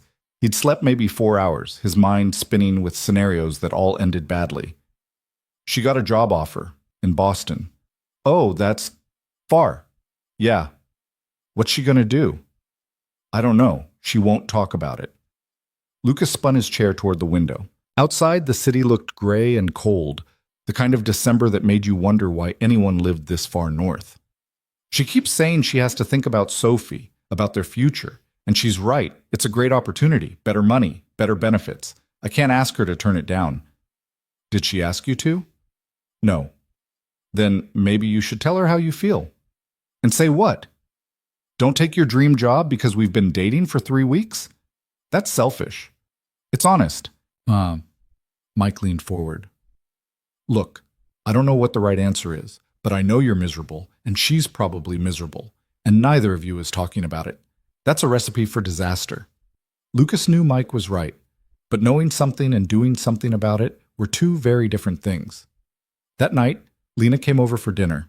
Lucas had spent an hour making pasta, actual cooking, not heating up leftovers, and the kitchen looked like a bomb had gone off. Mia set the table with the kind of precision she usually reserved for her rock collection, making sure the forks were exactly parallel to the knives. Why are we being fancy? She asked. We're not being fancy. We're just having dinner. You made real food. We're never fancy unless someone's coming over or it's Thanksgiving. Lena's coming over. Exactly. Fancy. Mia adjusted a napkin. Are you going to ask her to stay? Stay for what? Stay here, not go to Boston. Lucas stopped stirring the sauce. How do you know about Boston? I heard you on the phone with Grandma Helen. You weren't exactly quiet. Mia looked up at him. Are you going to ask her? I can't do that. Why not? Because it's not fair. She has to make the best choice for her and Sophie. But what if you're the best choice? I'm not, kiddo. A job in Boston is a sure thing. I'm just a guy she met by accident. Mia frowned. That's dumb. Language. It's still dumb. The doorbell rang before Lucas could respond. He opened it to find Lena on his porch, her coat dusted with fresh snow, holding a bottle of wine that probably cost more than she could afford. Hi, she said. Hi. You didn't have to bring anything. I know, I wanted to. She stepped inside and he took her coat. Something smells amazing. Dad cooked real food, Mia announced from the dining room. It's a special occasion. Mia, what? It is. Dinner was good, or at least Lucas thought it was. He barely tasted anything, too aware of Lena sitting across from him, too conscious of the countdown clock ticking in his head. She had to decide by Christmas. That was 8 days away. Mia chattered through the meal, telling Lena about her solar system project and how Jupiter kept falling off because the styrofoam ball was too heavy. Lena listened like it was the most important thing she'd ever heard, asking questions and offering suggestions that Mia immediately rejected. I have a system, Lena. You can't mess with the system. My apologies. The system is clearly working great. Thank you. After dinner, Mia disappeared upstairs to work on her homework, leaving Lucas and Lena alone in the kitchen. They cleaned up in silence, the only sound the clink of dishes and the running water. She's great, Lena said finally. She likes you. She doesn't like most people. I'm honored. Lena dried a plate, set it in the cabinet. Lucas, we need to talk. I know. I got the formal offer letter today. They need an answer by Friday. Lucas's hand stilled in the soapy water. That's in 3 days. I know. And I don't know what to do. Lena set down the towel. The money's good, really good. Sophie could go to a better school. We could afford a real apartment, not the shoebox we're in now. I could actually save for her college instead of just hoping she gets scholarships. That sounds like you've already decided. It sounds like I'm being practical. There's a difference. Lucas dried his hands and turned to face her. What do you want me to say? I don't know. Something. Anything. You've been so quiet about this, and I can't tell if you don't care or if you care too much to say it. I care, of course I care. Then tell me. Help me figure this out. I can't tell you what to do, Lena. This is your life, your sister, your decision. But you're part of my life now. Doesn't that count for something? Lucas felt something crack in his chest. Of course it counts. But I can't be the reason you turn down a better future. What if you resent me for it later? What if Sophie does? What if I take it and regret leaving you? Then at least you'd have the job. He stopped, searching for words. I'm not a sure thing, Lena. We've known each other for less than a month. This could fall apart tomorrow. Do you think it will? No, but I can't promise it won't. Lena wrapped her arms around herself. So what are we doing? Just waiting for the inevitable? I don't know. That's not good enough, Lucas. It's all I have. They stood in his kitchen, the space between them feeling like miles. Upstairs, Mia's music played softly, some pop song about heartbreak that felt way too on the nose. I should go, Lena said. Don't, please stay. We can watch a movie or just sit, or I can't. I need to think. She grabbed her coat from the hook by the door. I'll call you tomorrow. Lena, I'm not angry. I'm just confused. And I need to figure this out without you looking at me like that. Like what? Like you're trying not to ask me to stay, but you want to anyway. She kissed his cheek. I'll call you.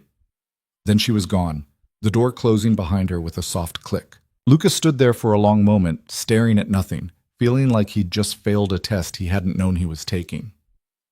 That sounded bad, Mia said from the stairs. It was bad. Are you going to fix it? I don't know how. You could tell her you love her. Lucas looked at his daughter, this 8-year-old who saw things too clearly. I don't love her. It's too soon. You love her enough to let her go. That counts. When did you get so wise? I've always been wise. You just don't listen. Mia came down the stairs and hugged him. It'll be okay, Dad. You don't know that. I believe it anyway. The next day, Lucas buried himself in work.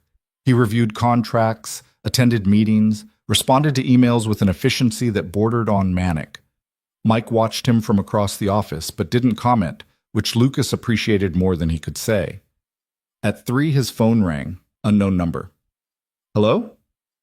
Mr. Hayes? This is Principal Morrison from Riverside Elementary. Lucas's heart stopped. Is Mia okay? She's fine, but there's been an incident. Can you come to the school? He was there in 15 minutes, breaking at least 3 traffic laws. Principal Morrison met him in her office, a tired-looking woman in her 50s who'd probably seen it all. Mia got into a fight, she said. A fight? Mia? With Tyler. The boy who eats glue. What happened? According to witnesses, Tyler made a comment about you dating someone. Mia took exception. She pushed him. He pushed back. It escalated. Lucas rubbed his temples. Is Tyler okay? He's fine. Mia pulled his hair, but no real damage. Morrison folded her hands. Mr. Hayes, I know things have been difficult, losing her mother, adjusting to changes, but Mia needs to learn to control her temper. I know. I'll talk to her. I'm giving her in-school suspension for tomorrow. This is her first offense, so we're being lenient. Lucas found Mia in the nurse's office, sitting on the examination table with an ice pack on her knuckles. She looked up when he came in, defiant and ashamed all at once. I'm sorry, she said. What happened? Tyler said you were dating a gold digger who was going to steal all our money and leave. I told him to shut up. He didn't, so I pushed him. Mia, I know, I shouldn't have, but he was being mean about Lena, and she's not like that. She's nice and she makes you happy, and Tyler doesn't know anything. Lucas sat on the table next to her. You're right. Tyler doesn't know anything, but you can't hit people when they're wrong. Why not? Because that's not how we solve problems. How do we solve them then? With words, by being the bigger person, by walking away. Mia's face crumpled. I don't want Lena to leave. I know, sweetheart. I don't either. Then ask her to stay. It's not that simple. Why not? You like her. She likes you. She likes me. I like her. Sophie's okay. What else matters? Money matters. Jobs matter. Sophie's future matters. But we matter too, right? Lucas pulled his daughter into a hug. We matter. Of course we matter. They sat there for a long time, the nurse discreetly leaving them alone. When Mia finally pulled back, her eyes were red. Are you mad at me? For the fight? I'm disappointed, but I'm not mad. What's the difference? Mad goes away. Disappointed sticks around until you do better. That's worse. It is. But it also means I believe you can do better. They drove home in silence. Lucas made Mia a snack she didn't eat, then sent her upstairs to start her homework. He sat at the kitchen table, staring at his phone, trying to figure out what to say to Lena. His phone rang first, her name on the screen. Hi, he answered. Hi, bad time? Never a bad time. I made my decision. Her voice was flat, careful. I'm taking the job. The words hit him like a physical blow. Oh. I have to, Lucas. It's the smart choice, the responsible choice. Sophie needs stability, and this gives us that. I understand. Do you? No, but I'm trying to. Silence on the other end, then. I'm sorry. Don't be. You're doing what's right for your family. And what about us? There is no us if you go to Boston. Not really. Long distance doesn't work. You know that. So that's it? We just give up? Lucas closed his eyes. I'm not giving up. I'm being realistic. Realistic is just another word for scared. Maybe I am scared. Maybe I'm terrified. But that doesn't change the fact that you're leaving. I don't want to fight with you. I don't want to fight either. He took a breath. When do you leave? After New Year's. I need to give my current job notice, pack, get Sophie enrolled in a new school. That's soon. I know. Can I see you before you go? Lucas, please, just once more. Let me say goodbye properly. Another silence. Longer this time. Okay. Saturday. The day before Christmas Eve, bye. Thank you. Don't thank me. This is killing me too. She hung up. Lucas sat at his kitchen table until it got dark outside. Until Mia came down and asked about dinner, until he had to pull himself together and pretend his world wasn't falling apart. The next few days were a blur. Lucas went through the motions. Work, Mia, Cooper, repeat, while his mind stayed stuck on Saturday, on goodbye, on the fact that he'd finally found someone who understood him, and now she was leaving. Friday night, he got a call from Mike. You sound like death, Mike said without preamble. Thanks. I'm serious. Jen's worried about you. So am I. I'm fine. You're not fine. You're losing someone you care about and pretending it doesn't matter. It matters. Of course it matters. But what am I supposed to do? Beg her to stay? Offer her something I can't guarantee? I'm not going to be that guy. What guy? The guy who makes promises he can't keep, who asks someone to sacrifice their future for a maybe. You think that's what this is? A maybe? Lucas didn't answer. Lucas, I've known you for 7 years. I watched you grieve Emma. I watched you barely hold it together for Mia. And in the last month, I've watched you come back to life. Because of Lena. That's not a maybe. That's a definitely. It doesn't matter if it's definitely. She's still leaving. Then go with her. The suggestion was so unexpected, Lucas almost laughed. What? Go with her. Move to Boston. Start over. I can't do that. I have the company here. Mia has school, friends, Helen. The company can run remotely. You know that. Mia's 8. She'll make new friends.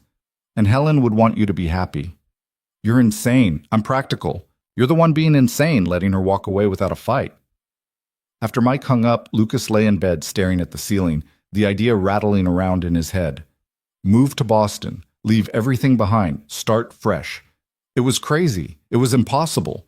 It was maybe the only option that made sense. Saturday arrived cold and miserable, freezing rain turning the roads into skating rinks. Lucas dropped Mia at Helen's. She was spending the night, excited about making Christmas cookies, and drove to meet Lena at their spot, Moretti's, where they'd had their first real date. She was already there when he arrived, sitting in the same booth, looking tired and beautiful and sad. Hi, she said. Hi. They ordered coffee neither of them wanted and sat in awkward silence. Outside, the freezing rain came down harder, coating everything in ice. I leave Tuesday, Lena said finally. That fast?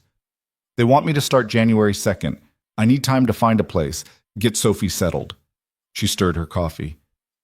This is really happening. Yeah. Say something, please. Lucas looked at her, at this woman who'd crashed into his life and changed everything. Come with me, he said. What? Not you come with me. Me come with you to Boston. Lena stared. Lucas, what are you talking about? I can run the company remotely. Mike can handle the day-to-day here. Mia can transfer schools. We can start over. Together. You can't just uproot your entire life for me. Why not? You'd be uprooting yours for a job. At least this way we'd be together. That's insane. It is. Completely insane, but I don't care. Lucas reached across the table and took her hands. I can't watch you leave. I can't say goodbye and pretend I'll be okay. Because I won't be. I'll be miserable. And Mia will ask about you. And I'll have to explain that sometimes people leave and there's nothing you can do about it. And I don't want to tell her that. I don't want to believe that. Lucas, I know it's fast. I know it's crazy. But when have we ever done anything the normal way? We met by accident. We fell for each other in 3 weeks. Why should this be any different? Lena's eyes were bright with tears. What about Helen? What about everything you've built here? Helen will understand. And what I've built doesn't matter if I'm alone. He squeezed her hands. I'm not asking you to choose between the job and me. I'm asking you to let me choose both. With you. This is a huge decision. I know, and I'm making it, right now. I want to go with you. She pulled her hands back, wiping her eyes. I need to think about this. Okay. No, I mean, really think. This isn't just about us anymore. It's about Mia and Sophie and 2 entire lives getting tangled together. What if it doesn't work? What if we get to Boston and realize we've made a terrible mistake? Then we'll deal with it. Together. You make it sound so simple. It's not simple. It's terrifying. But I'd rather be terrified with you than safe without you. Lena stood abruptly. I need air. They walked outside into the freezing rain, both of them getting soaked within seconds. The parking lot was empty except for their cars, the world reduced to just the 2 of them and the ice falling from the sky. This is crazy, Lena said, her voice barely audible over the rain. I know. We barely know each other. I know that too. But I don't want to lose you. Then don't. She looked at him, rain streaming down her face, and Lucas saw the exact moment she decided. She stepped forward and kissed him, hard and desperate and real. He kissed her back, his hands in her wet hair, tasting rain and salt and possibility. When they pulled apart, they were both shaking. Okay, she said. Okay? Okay, come to Boston. Uproot your life. Let's be insane together. Lucas laughed, the sound breaking out of him like a dam bursting. Really? Really, but we're telling Sophie and Mia together. And if they veto this, we listen. Deal. They stood in the freezing rain, holding each other, until Lena's phone rang. She pulled it out, water dripping on the screen. It's Sophie, she answered. Hey, what's... Her expression changed. What? Slow down. What happened? Lucas watched her face go pale. Where are you? Okay. Stay there. I'm coming. She hung up. I have to go. Sophie was at a friend's house. The friend's brother gave them a ride home, but they got stuck on Route 9. The roads are too icy. She's scared. Route 9, the highway where Emma died, where Lucas hadn't driven in 4 years. I'll take you, he heard himself say. Lucas, you don't have to... Yes, I do. Come on. They ran to his car. Lucas started the engine, his hands steady even as his heart raced. Route 9. He was going to Route 9. Are you sure about this? Lena asked. No, but I'm doing it anyway. The drive was terrifying. The roads were sheets of ice, cars abandoned on the shoulder, emergency lights flashing in the distance. Lucas drove slowly, carefully, his knuckles white on the steering wheel. Every mile felt like 10. Every curve felt like the one where Emma had died. There, Lena pointed. That's the car. A sedan was pulled over on the shoulder, hazards on. Sophie stood next to it, her arms wrapped around herself. When she saw them, relief flooded her face. Lucas pulled over carefully. Lena jumped out and ran to her sister. Are you okay? Are you hurt? I'm fine. Just scared. The car started sliding and Jaden pulled over before we crashed. But now we can't move. The ice is too bad. Lucas got out and approached the driver, a kid who couldn't have been more than 16, looking terrified. You did the right thing, Lucas told him. Pulling over, calling for help. That took guts. My dad's going to kill me. I wasn't supposed to be out in this. Your dad's going to be glad you're alive. Come on, I'll give you all a ride home. They piled into Lucas's car, Sophie and the kid in back, Lena in front, and Lucas started driving. The roads hadn't improved. If anything, they were worse. He drove 10 miles under the speed limit, aware of every patch of ice, every slight drift of the car. Thank you, Sophie said quietly, for coming to get us. Of course, Lucas said. You called. We came. Lena told me about Boston, about you coming with us. Lucas glanced in the rearview mirror. Sophie was watching him with the same sharp intelligence as her sister. What do you think about that? He asked. I think you're either really brave or really stupid. Maybe both. Probably both. Sophie was quiet for a moment. Lena's been happier since she met you. I haven't seen her like this in years, so I guess that counts for something. Thanks, Sophie. Don't thank me yet. If you hurt her, I know where to hide a body. Sophie! Lena turned around. What? I'm just being honest. It's what you're always telling me to be. Lucas laughed despite everything. Fair enough. Message received. He dropped the kid off first. Jaden, who thanked him profusely and promised to drive more carefully. Then he took Sophie and Lena home. At their building, Sophie got out quickly. I'm giving you 2 privacy, she announced, but not too much privacy. Lena, you have 10 minutes. Then she was gone, leaving them alone in the car. She's something, Lucas said. She's protective and scared. This is a lot of change for her. I know, but we'll figure it out. Lena turned to him. You drove Route 9, for me, for Sophie, and for you, and because it was time. That must have been terrifying. It was, but I did it anyway. That's what we do, right? The terrifying things, because they matter. I love you, Lena said suddenly. I know it's too soon and we're supposed to wait longer before saying that, but I don't care. I love you, Lucas Hayes. Lucas felt his chest tighten, then expand, like he'd been holding his breath for years and finally remembered how to breathe. I love you too, he said. I think I have since you sat down at the wrong table.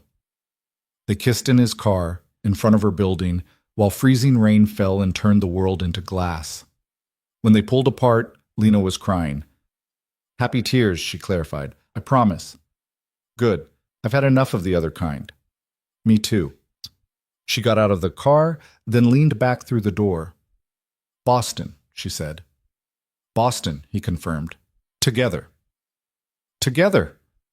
She shut the door and ran inside, and Lucas sat in his car watching until she was safe. Then he drove home through the ice and the dark, feeling lighter than he had in years. On his phone, a text from Mia. Grandma Helen says you did something brave today. Did you fix it with Lena? He smiled and typed back, I'm trying, sweetheart. I'm really trying. Good. I believe in you. I love you, Mia. Love you too, Dad. Don't mess this up. I won't. He hoped like hell he was telling the truth. Lucas woke up Sunday morning to his phone ringing. 5:30 in the morning, the sky still dark outside. He fumbled for it, his heart already racing with that specific terror that comes from early morning calls.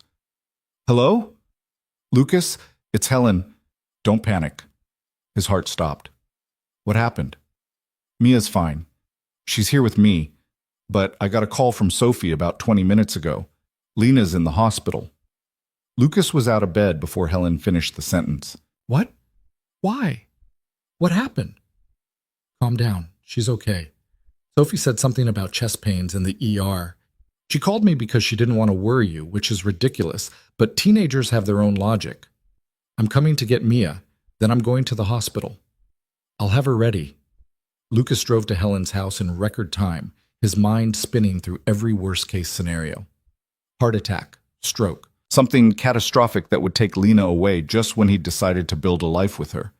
The universe couldn't be that cruel, could it? Helen met him at the door with Mia already dressed, her backpack on. I'm coming with you, Mia announced. Sweetheart, you should stay here. No, Lena might need us. I'm coming. Lucas looked at Helen, who shrugged. She's stubborn. Wonder where she gets it. They made it to the hospital in 15 minutes. Lucas parked illegally and didn't care. Inside, the ER was the special kind of chaos that only happened on weekend mornings. People sleeping in chairs, a drunk guy arguing with security, fluorescent lights making everyone look half dead. Lucas found the registration desk. Lena Hart. She came in, I don't know when, chest pains. The nurse checked her computer with agonizing slowness. She's in examination room 4, but visiting hours don't start until I'm her fiancé. The lie came out automatically. The nurse looked at him, then at Mia clutching his hand, and her expression softened. Down the hall, take a left. Room 4. They found it. Sophie was sitting outside, her legs pulled up to her chest, still wearing pajamas under her coat. Sophie, Lucas said. She looked up, her face streaked with tears. I didn't know who else to call. I tried her boss, but it's Sunday, and I couldn't just sit here alone. Lucas sat down next to her. You did the right thing. What happened? She woke up at like 4 saying her chest hurt. She couldn't breathe right. I called 911 and they brought us here, and nobody's telling me anything because I'm not 18. Sophie's voice cracked. What if something's really wrong? Then we'll deal with it. Together. Lucas put his arm around her shoulders. You're not alone anymore, okay? The door to examination room 4 opened. A doctor came out, young and tired looking. Family of Lena Hart? Lucas stood. That's us. The doctor looked at Sophie, then at Lucas and Mia. All of you. All of us, Lucas confirmed. Okay. Good news first, it's not her heart. Preliminary tests look fine. No heart attack, no blockage, nothing immediately life-threatening. Lucas felt his knees go weak with relief. Then what is it? Panic attack, severe one, combined with exhaustion and elevated stress levels. The doctor checked his notes. She said she's been under a lot of pressure lately. Job change, moving, family responsibilities. Her body basically said enough and shut down. Can I see her? Sophie asked. She's resting, but... Yeah, go ahead. Sophie disappeared into the room. Lucas started to follow, but the doctor stopped him. You're the boyfriend? Yeah. She needs to slow down. Whatever's causing this stress, it needs to get managed. The next time might not be just a panic attack. I understand, thank you. Inside the room, Lena was sitting up in bed, looking small and pale in a hospital gown. Sophie was holding her hand, crying quietly. Lena looked up when Lucas and Mia came in. You came, she said. Of course we came. Lucas pulled a chair next to the bed. How are you feeling? Stupid. It was just a panic attack. I thought I was dying. Panic attacks feel like dying. That's why they're terrifying. He took her other hand. The doctor said you're exhausted. I haven't been sleeping well. Too much on my mind. Like moving to Boston and uprooting your entire life? That and other things. She looked at Sophie. Can you give us a minute? Sophie nodded and took Mia outside. When the door closed, Lena turned to Lucas. I got another call yesterday, after you left, from Sophie's school counselor. Okay. Sophie applied for early admission to MIT, full scholarship. She found out Friday. She got in. Lucas stared. That's incredible. It is. And it changes everything. Lena's eyes filled with tears. She doesn't need to come to Boston with me. She can stay here, go to MIT, have the life she deserves. I don't have to drag her away from everything she knows. So what does that mean? It means I can stay. If I want to. There's no reason to take the Boston job now. Lucas felt his heart do something complicated. Is that what you want? I don't know. I spent all night thinking about it. The job is still good. The money's still better. But Sophie's going to MIT, and you're here, and I realized I took that job because I thought it was the only way to give Sophie a future. But she made her own future. She doesn't need me to sacrifice for her anymore. What do you need? I don't know. I've spent 8 years making decisions based on what Sophie needs. I don't remember how to make decisions for myself. Lucas squeezed her hand. Then let me help. What would make you happy? Not Sophie, not me. You. Lena was quiet for a long time. I like my job here. My clients need me. And I like this city. Even though it's cold and expensive and my apartment has cockroaches, I like my life here. Then stay. But the money isn't worth being miserable. You said it yourself, Sophie has MIT. She's set. So now you get to choose what you want. I want you and Mia and this messy, complicated thing we're building. Then you have it. All of it. She pulled him closer and kissed him, and he tasted salt and relief and possibility. When they pulled apart, she was smiling. I'm turning down the job. You're sure? Completely sure. For the first time in 8 years, I'm making a decision that's just for me, and I'm choosing to stay. The door opened. A nurse came in with discharge papers. You're free to go, Ms. Hart, but I want you to follow up with your primary care physician this week. And actually rest. No work for at least 2 days. I'll make sure she does, Lucas said. They left the hospital together, Lucas, Lena, Sophie, and Mia. Outside, the sun was coming up, turning the frozen world pink and gold. Can we get breakfast? Mia asked. I'm starving. They found a diner that was open, one of those places that served breakfast 24 hours and didn't judge you for ordering pancakes at 7 in the morning. They squeezed into a booth, adults on one side, kids on the other, and ordered enough food to feed a small army. So MIT, Lucas said to Sophie. That's huge. Sophie ducked her head, embarrassed. It's not a big deal.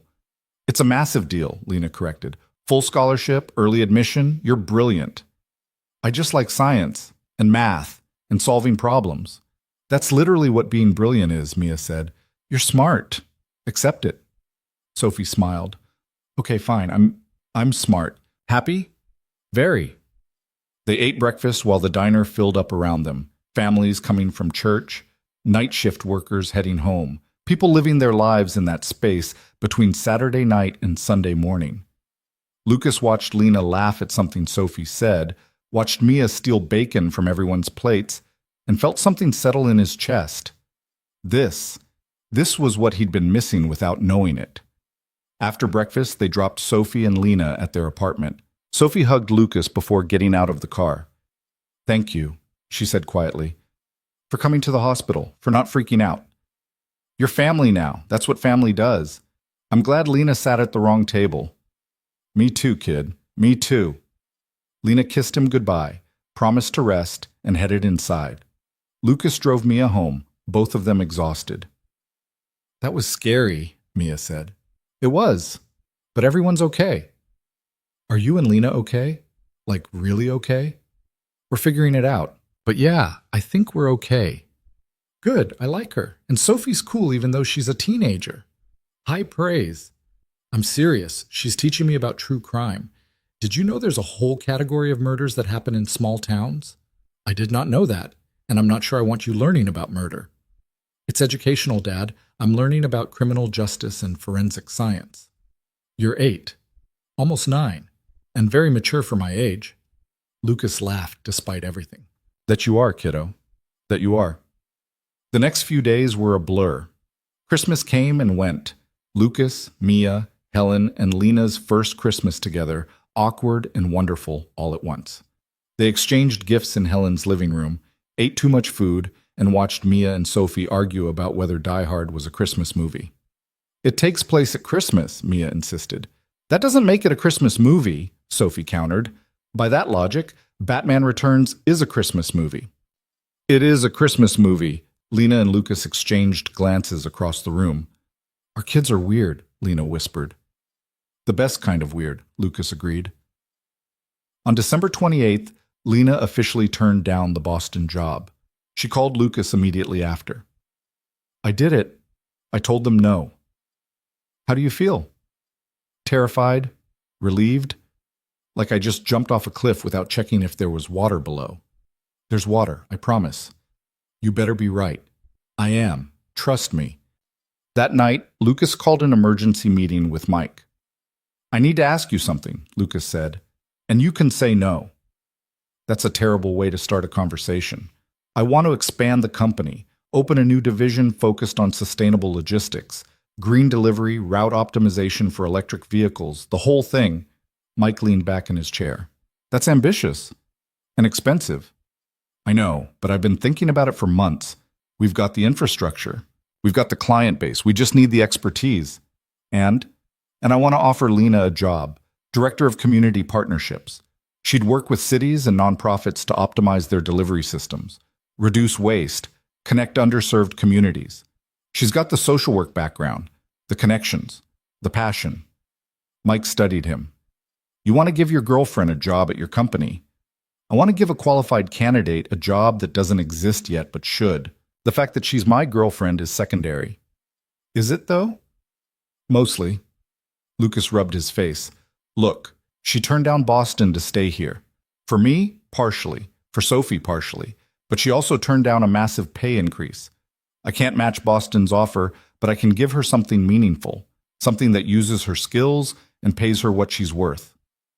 What's she making now? Lucas told him. Mike's eyebrows shot up. Are you kidding? That's criminal. Child Protective Services should pay way more than that. I know, so? So let me run the numbers, but yeah, I think we can make it work. On one condition. What? You tell her this was my idea. I don't want her thinking you're just handing her a job because you're dating. Deal. Lucas called Lena that night. I have a proposition for you. That sounds ominous. It's not. I hope. How would you feel about leaving CPS? Silence on the other end. Why? Because Mike and I want to start a new division at the company. Sustainable logistics, community partnerships, working with nonprofits to optimize their operations. And we need someone who understands systems and people and how to navigate bureaucracy. You want to offer me a job? Mike wants to offer you a job. I just think it's a good idea. Lucas, before you say no, hear me out. Better pay than you're making now. Not Boston money, but clothes. Better benefits. Actual work-life balance. And you'd be doing good work, real work. Helping communities instead of just documenting how they're failing. This feels like charity. It's not charity. It's business. We need someone with your skills. You need a job that doesn't destroy your soul. It's a win-win. I need to think about it. Take all the time you need. She called back 2 hours later. Okay? Okay? Okay, I'll do it. But if this goes sideways and we break up, I'm keeping the job. Deal, though we're not breaking up.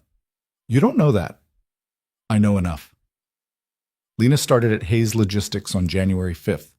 Her first day, Lucas made a point of not hovering, not checking in every 5 minutes, not being that boss who dated his employee. He failed miserably. By noon, Mike had to physically remove him from Lena's office. Let her work, Mike said. She's smart. She'll figure it out. I know, you just want to make sure she's happy. I get it. But she needs space to do her job without you breathing down her neck. Lucas forced himself to stay in his own office. At 5 o'clock, Lena knocked on his door. "How was day one?" he asked. "Good. Overwhelming. I have 17 meetings scheduled for next week and approximately 400 emails to answer. Welcome to corporate life. It's so different from social work. Everyone's actually nice here. Nobody's screaming at me. Nobody's threatening to sue me. It's weird." You'll adjust. She sat on the edge of his desk. Thank you for this, for believing I could do it. You're going to be great at it. Give it a month. You'll be running the whole place. That's your job. I'll gladly hand it over. The weeks passed. Winter gave way to the earliest hints of spring, the kind where it was still freezing, but you could pretend the sun had warmth. Lena thrived at her new job, landing 3 major contracts in her first month. Sophie started MIT, coming home on weekends full of stories about quantum physics and people who were somehow nerdier than she was. Mia's solar system project finally held together long enough to present to her class, earning her an A- and a lecture from her teacher about structural integrity. On Valentine's Day, Lucas took Lena back to Romano's, the same restaurant where they'd met by accident, where he'd poured his heart out to a stranger who turned out to be everything he didn't know he needed. They sat in the same booth, ordered the same food, laughed about how nervous they'd both been that first night. "I almost didn't come," Lena admitted. "I was so tired, and Sophie was being difficult, and I almost texted you to cancel." "I'm glad you didn't." "Me too." She sipped her wine. "Can you imagine if I had? We'd have never met. You'd have sat here alone waiting for a woman who never showed up." "Rebecca showed up, just 3 miles late and soaking wet." "That's right. I forgot about her." Lena grinned. "Do you ever wonder what happened to her?" "Mike says she's dating a firefighter, apparently very happy." "Good for her. She deserves it after walking 3 miles in a blizzard for nothing." They finished dinner and Lucas paid, leaving a generous tip for Tyler, who'd been their waiter that first night and was working again tonight. Outside it was cold but clear, stars visible despite the city lights. "Walk with me?" Lucas asked. They walked through the city, hands linked, breath fogging in the air. Lucas led her to a small park, the same one where he used to bring Mia when she was little. There was a bench overlooking a pond that was frozen solid. "This is nice," Lena said, sitting down. "I used to come here with Emma, after Mia was born, when I was too tired to function but needed to get out of the house. You don't talk about her much, Emma. It's hard. Not because I'm trying to forget, but because remembering hurts." "Does it still hurt?" "Yeah, but differently now. Less like an open wound and more like an old scar. Still there, still tender sometimes, but not bleeding anymore." Lena leaned her head on his shoulder. "I think she'd approve. Of us." "I hope so." They sat in comfortable silence, watching the frozen pond and the bare trees and the city lights reflecting off everything. "Lana?" "Yeah?" Lucas pulled a small box from his coat pocket. "I know it's only been a few months. I know this is probably too fast and we should wait longer and do things the right way. But I've spent 4 years doing everything the safe way, the careful way, the way that doesn't risk getting hurt. And I'm done with that." He opened the box. Inside was a ring, simple, elegant, nothing flashy. Lena's hand went to her mouth. "I'm not saying we have to get married tomorrow, or next month, or even this year, but I want you to know that this is real for me. That I'm all in. That I want to build a life with you, whatever that looks like." He took her hand. "So Lena Hart, will you maybe, possibly, eventually marry me?" She laughed through her tears. "That's the worst proposal I've ever heard. Is that a no?" "That's a yes, you idiot. Of course it's a yes." He slipped the ring on her finger. It fit perfectly, like it had been waiting for her all along. She kissed him, and he tasted salt and joy in the future they were choosing together. "We have to tell the kids," she said when they pulled apart. "We do. Think they'll be okay with it?" "Mia will probably plan the whole wedding. Sophie will pretend not to care, but secretly be thrilled. That tracks." They walked back to the car, both of them grinning like idiots. Lucas drove Lena home, where Sophie was watching TV with her feet on the coffee table. "How was dinner?" Sophie asked without looking up. "Good," Lena said. "We have news." Sophie looked up. Her eyes went to Lena's hand, to the ring catching the light. Oh my God, you're engaged. We are. Sophie launched herself off the couch and hugged Lena, then pulled Lucas into it too. This is insane. You guys met like 5 minutes ago. 4 months, Lucas corrected. Same thing, but I'm happy for you, both of you. She pulled back. Does Mia know? Not yet. We're telling her tomorrow. She's going to lose her mind in a good way. The next morning, Lucas sat Mia down at the kitchen table. She knew immediately something was up. What's wrong? Nothing's wrong. I have something to tell you. Is Lena pregnant? What? No. Why would you? That's what happens on TV when someone has something to tell you. Usually someone's pregnant or dying. Nobody's dying and nobody's pregnant. Can you just listen? Mia folded her hands on the table. I'm listening. I asked Lena to marry me last night. She said yes. Mia stared at him. For a long, terrifying moment, she didn't react. Then her face split into the biggest smile he'd seen in years. Really? You're really getting married? Really? That means Sophie's going to be my sister. Like, actually my sister. Technically your stepsister, but yeah. Can I be in the wedding? Can I wear a fancy dress? Can we have cake? Yes to all of that. Mia threw herself into his arms. I'm so happy, Dad. So happy. Lucas held his daughter and felt his throat close up. Me too, kiddo. Me too. The wedding was planned for June. Small, simple, just family and close friends. Helen cried when they told her, happy tears that she tried to hide behind her hands. Mike offered to officiate, having gotten ordained online specifically for this purpose. Sophie and Mia appointed themselves co-wedding planners, a decision everyone immediately regretted when they started arguing about centerpieces. Flowers are traditional, Sophie insisted. Flowers are boring, Mia countered. We should have rocks, cool rocks. Nobody wants rocks at a wedding. You don't know that. Dad, can we have rocks? We're having flowers, Lucas said firmly. In April, Lena moved out of her apartment and into Lucas's house. Sophie went to MIT's dorms, declaring she needed space to grow as an individual, which everyone knew meant she wanted to throw parties without adult supervision. The house felt full in a way it hadn't in years. Lena's books on the shelves, her coffee mugs in the cabinet, her laugh echoing through rooms that had been too quiet for too long. One night in May, Lucas found Lena in what had been his office, now converted into her workspace. She was working on a proposal, her desk covered in papers and sticky notes and half-empty coffee cups. Come to bed, he said from the doorway. 5 more minutes. You said that an hour ago. This one's important. It's for a nonprofit that delivers meals to seniors. If I can get them on board with our routing system, we could cut their delivery times in half. Lucas walked over and gently closed her laptop. It'll still be there tomorrow. But tomorrow. Tonight, you rest. She let him pull her to her feet, leaning into him. When did you get so bossy? When I realized you work yourself to death if someone doesn't stop you. That's rich coming from you. I learned from the best. They went to bed, curling up together in the dark. Cooper snored from his bed in the corner. Mia's music played softly from down the hall. Normal nighttime sounds, the sounds of a house that was lived in and loved. Are you happy? Lucas asked quietly. Deliriously, scarily. Sometimes I wake up and can't believe this is my life. Good scary or bad scary? Good scary, like I'm waiting for the other shoe to drop but hoping it never does. It won't, I promise. You can't promise that.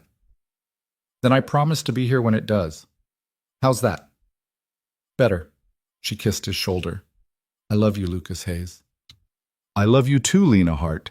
Soon to be Lena Hayes. Actually, I'm keeping Hart for Sophie, so she knows we're still connected. Lena Hart Hayes? Too long. Just Hart professionally, Hayes personally. However you want it. I want it complicated and messy and real, which is exactly what we are. The wedding day arrived sunny and perfect, the kind of June day that felt like a gift. They got married in Helen's backyard, under an arch that Mia and Sophie had decorated with wildflowers they'd picked themselves. Mike officiated, making everyone laugh with stories about Lucas being hopeless at dating apps and Lena being too stubborn for her own good. Mia cried during the vows. Sophie pretended not to, but failed miserably. Helen dabbed at her eyes with a tissue that Cooper kept trying to steal. When Mike pronounced them married, Lucas kissed Lena like his life depended on it. Which, in a way, it did. The reception was in the same backyard, 50 people eating barbecue and dancing to music that was too loud.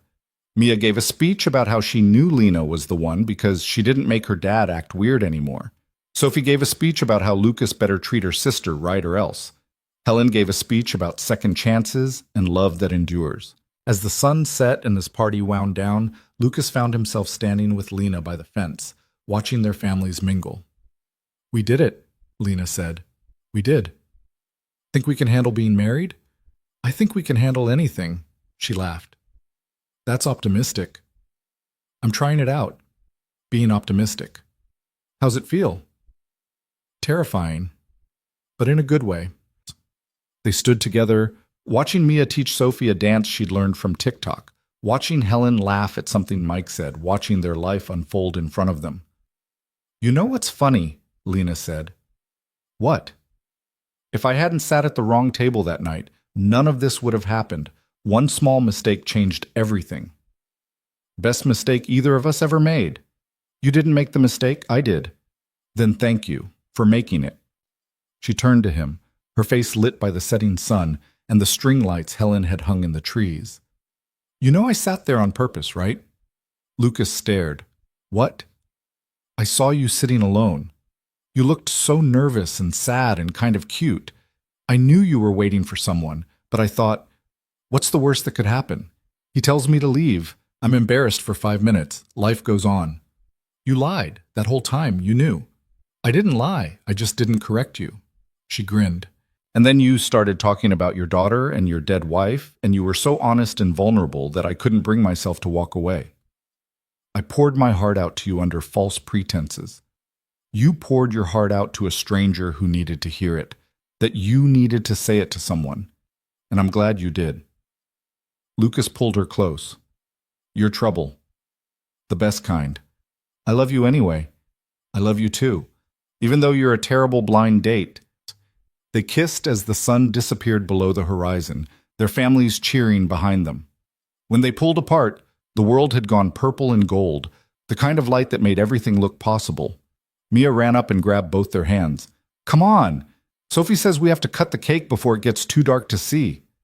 They followed her back to the party, to the life they'd built from accidents and honesty and the courage to take chances on each other. Behind them, the last light of day faded into stars, and ahead, the future stretched out like a road they'd traveled together.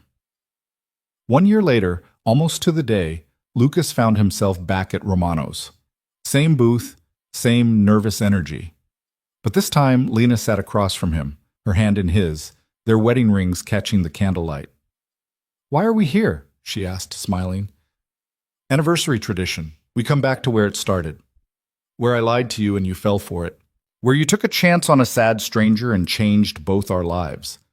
Tyler came over, still working here, still with the practiced smile, and took their drink order. When he left, Lena leaned forward.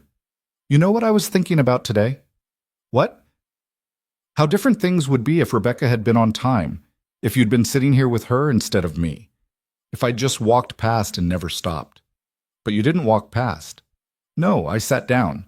Best decision I ever made." "Second best," Lucas corrected. "What's the first?" "Saying yes when I proposed. That was a close second. But sitting down was first. Everything else followed from that." They ordered food they wouldn't finish and talked about their year.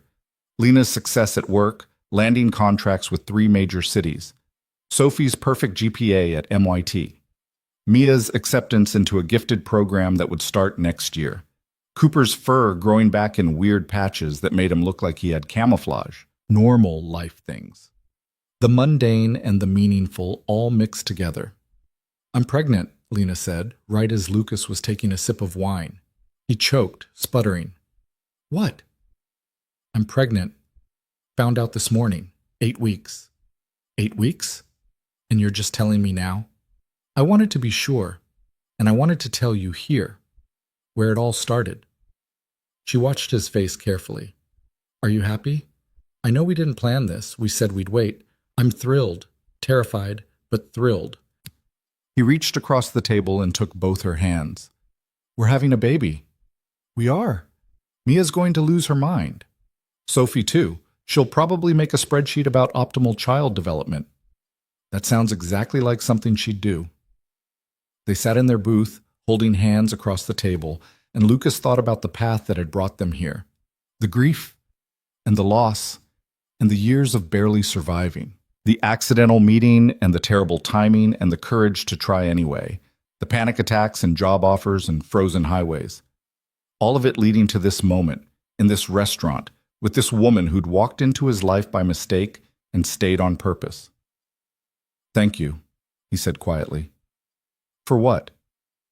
"For sitting at the wrong table, for lying to me, for giving me your number, for staying, for everything." "Thank you for being worth staying for." Tyler brought their food, and the conversation shifted to lighter things, baby names and nursery colors, and whether they should find out the gender or be surprised. They argued about it with the kind of comfort that came from knowing they'd figure it out together, whatever they decided. When they left the restaurant, the city was alive around them. People laughing, cars honking, sirens wailing somewhere in the distance, normal city night sounds, the soundtrack to their life. Lucas drove them home, where Mia was supposed to be doing homework and was definitely not. Where Cooper would greet them like they'd been gone for years instead of hours. Where their life waited, messy and complicated and more than either of them had dared to hope for. "I'm glad I met you," Lena said as they pulled into the driveway. "I'm glad you sat at my table." "Wrong table, but right choice. The best choice." They went inside together, and Lucas thought about Emma, how she'd want him to be happy, how she'd probably laugh at the absurdity of how he'd found it. He thought about the 4 years he'd spent frozen, too scared to move forward, too sad to imagine a different future. And he thought about Lena, who'd crashed into his life with a lie and stayed with the truth, who'd chosen him when she had every reason not to, who'd built a family with him from broken pieces and second chances, and the kind of love that didn't ask permission before changing everything. Mia met them at the door, Cooper dancing around her feet. "How was your anniversary dinner?" "Good," Lucas said. "Really good. We have news." Mia's eyes narrowed. "Is Lena pregnant? Why does everyone always guess that?" Lena laughed. "But yes, you're going to be a big sister." The scream that came out of Mia could probably be heard 3 blocks away. She launched herself at them both, nearly knocking them over, talking so fast her words ran together. "This is the best news ever. Can we paint the nursery? Can I help pick names? Is it going to be a boy or a girl? When's it coming? Can we get a bigger dog so the baby has a friend?" "Slow down," Lucas said, laughing. "One question at a time." But Mia was already on her phone texting Sophie, who responded immediately with a string of excited emojis and a message that she was coming home this weekend to celebrate. Lucas pulled Lena close, watching their daughter bounce around the living room, making plans for a baby that wouldn't arrive for 7 months. This was his life now. Chaotic and loud and full of people he loved who loved him back. "No regrets?" he asked quietly. "Not a single one," Lena said. "You?" "Just one." "What's that?" "That I didn't sit at the wrong table sooner." She kissed him, and through the window the city lights twinkled like stars, and in the distance Route 9 carried people home to their lives, and somewhere a stranger was sitting alone in a restaurant waiting for someone who might or might not show up. But here, in this house, in this moment, Lucas Hayes had found exactly what he'd been waiting for, even when he didn't know he was waiting at all. The end came not with fireworks or grand gestures, but with the quiet certainty that they'd chosen each other, over and over, until the choice became who they were. 2 people who'd met by accident and stayed on purpose. 2 families stitched together from loss and hope. 2 lives that had been broken and rebuilt into something stronger than they'd been before. And in a restaurant across town, Tyler cleared table 14, straightened the chairs, and prepared for the next couple who would sit there making memories without knowing they were sitting where a love story had started with a lie and bloomed into truth. Because that's how the best stories happen, accidentally, imperfectly, and exactly when you're not looking for them.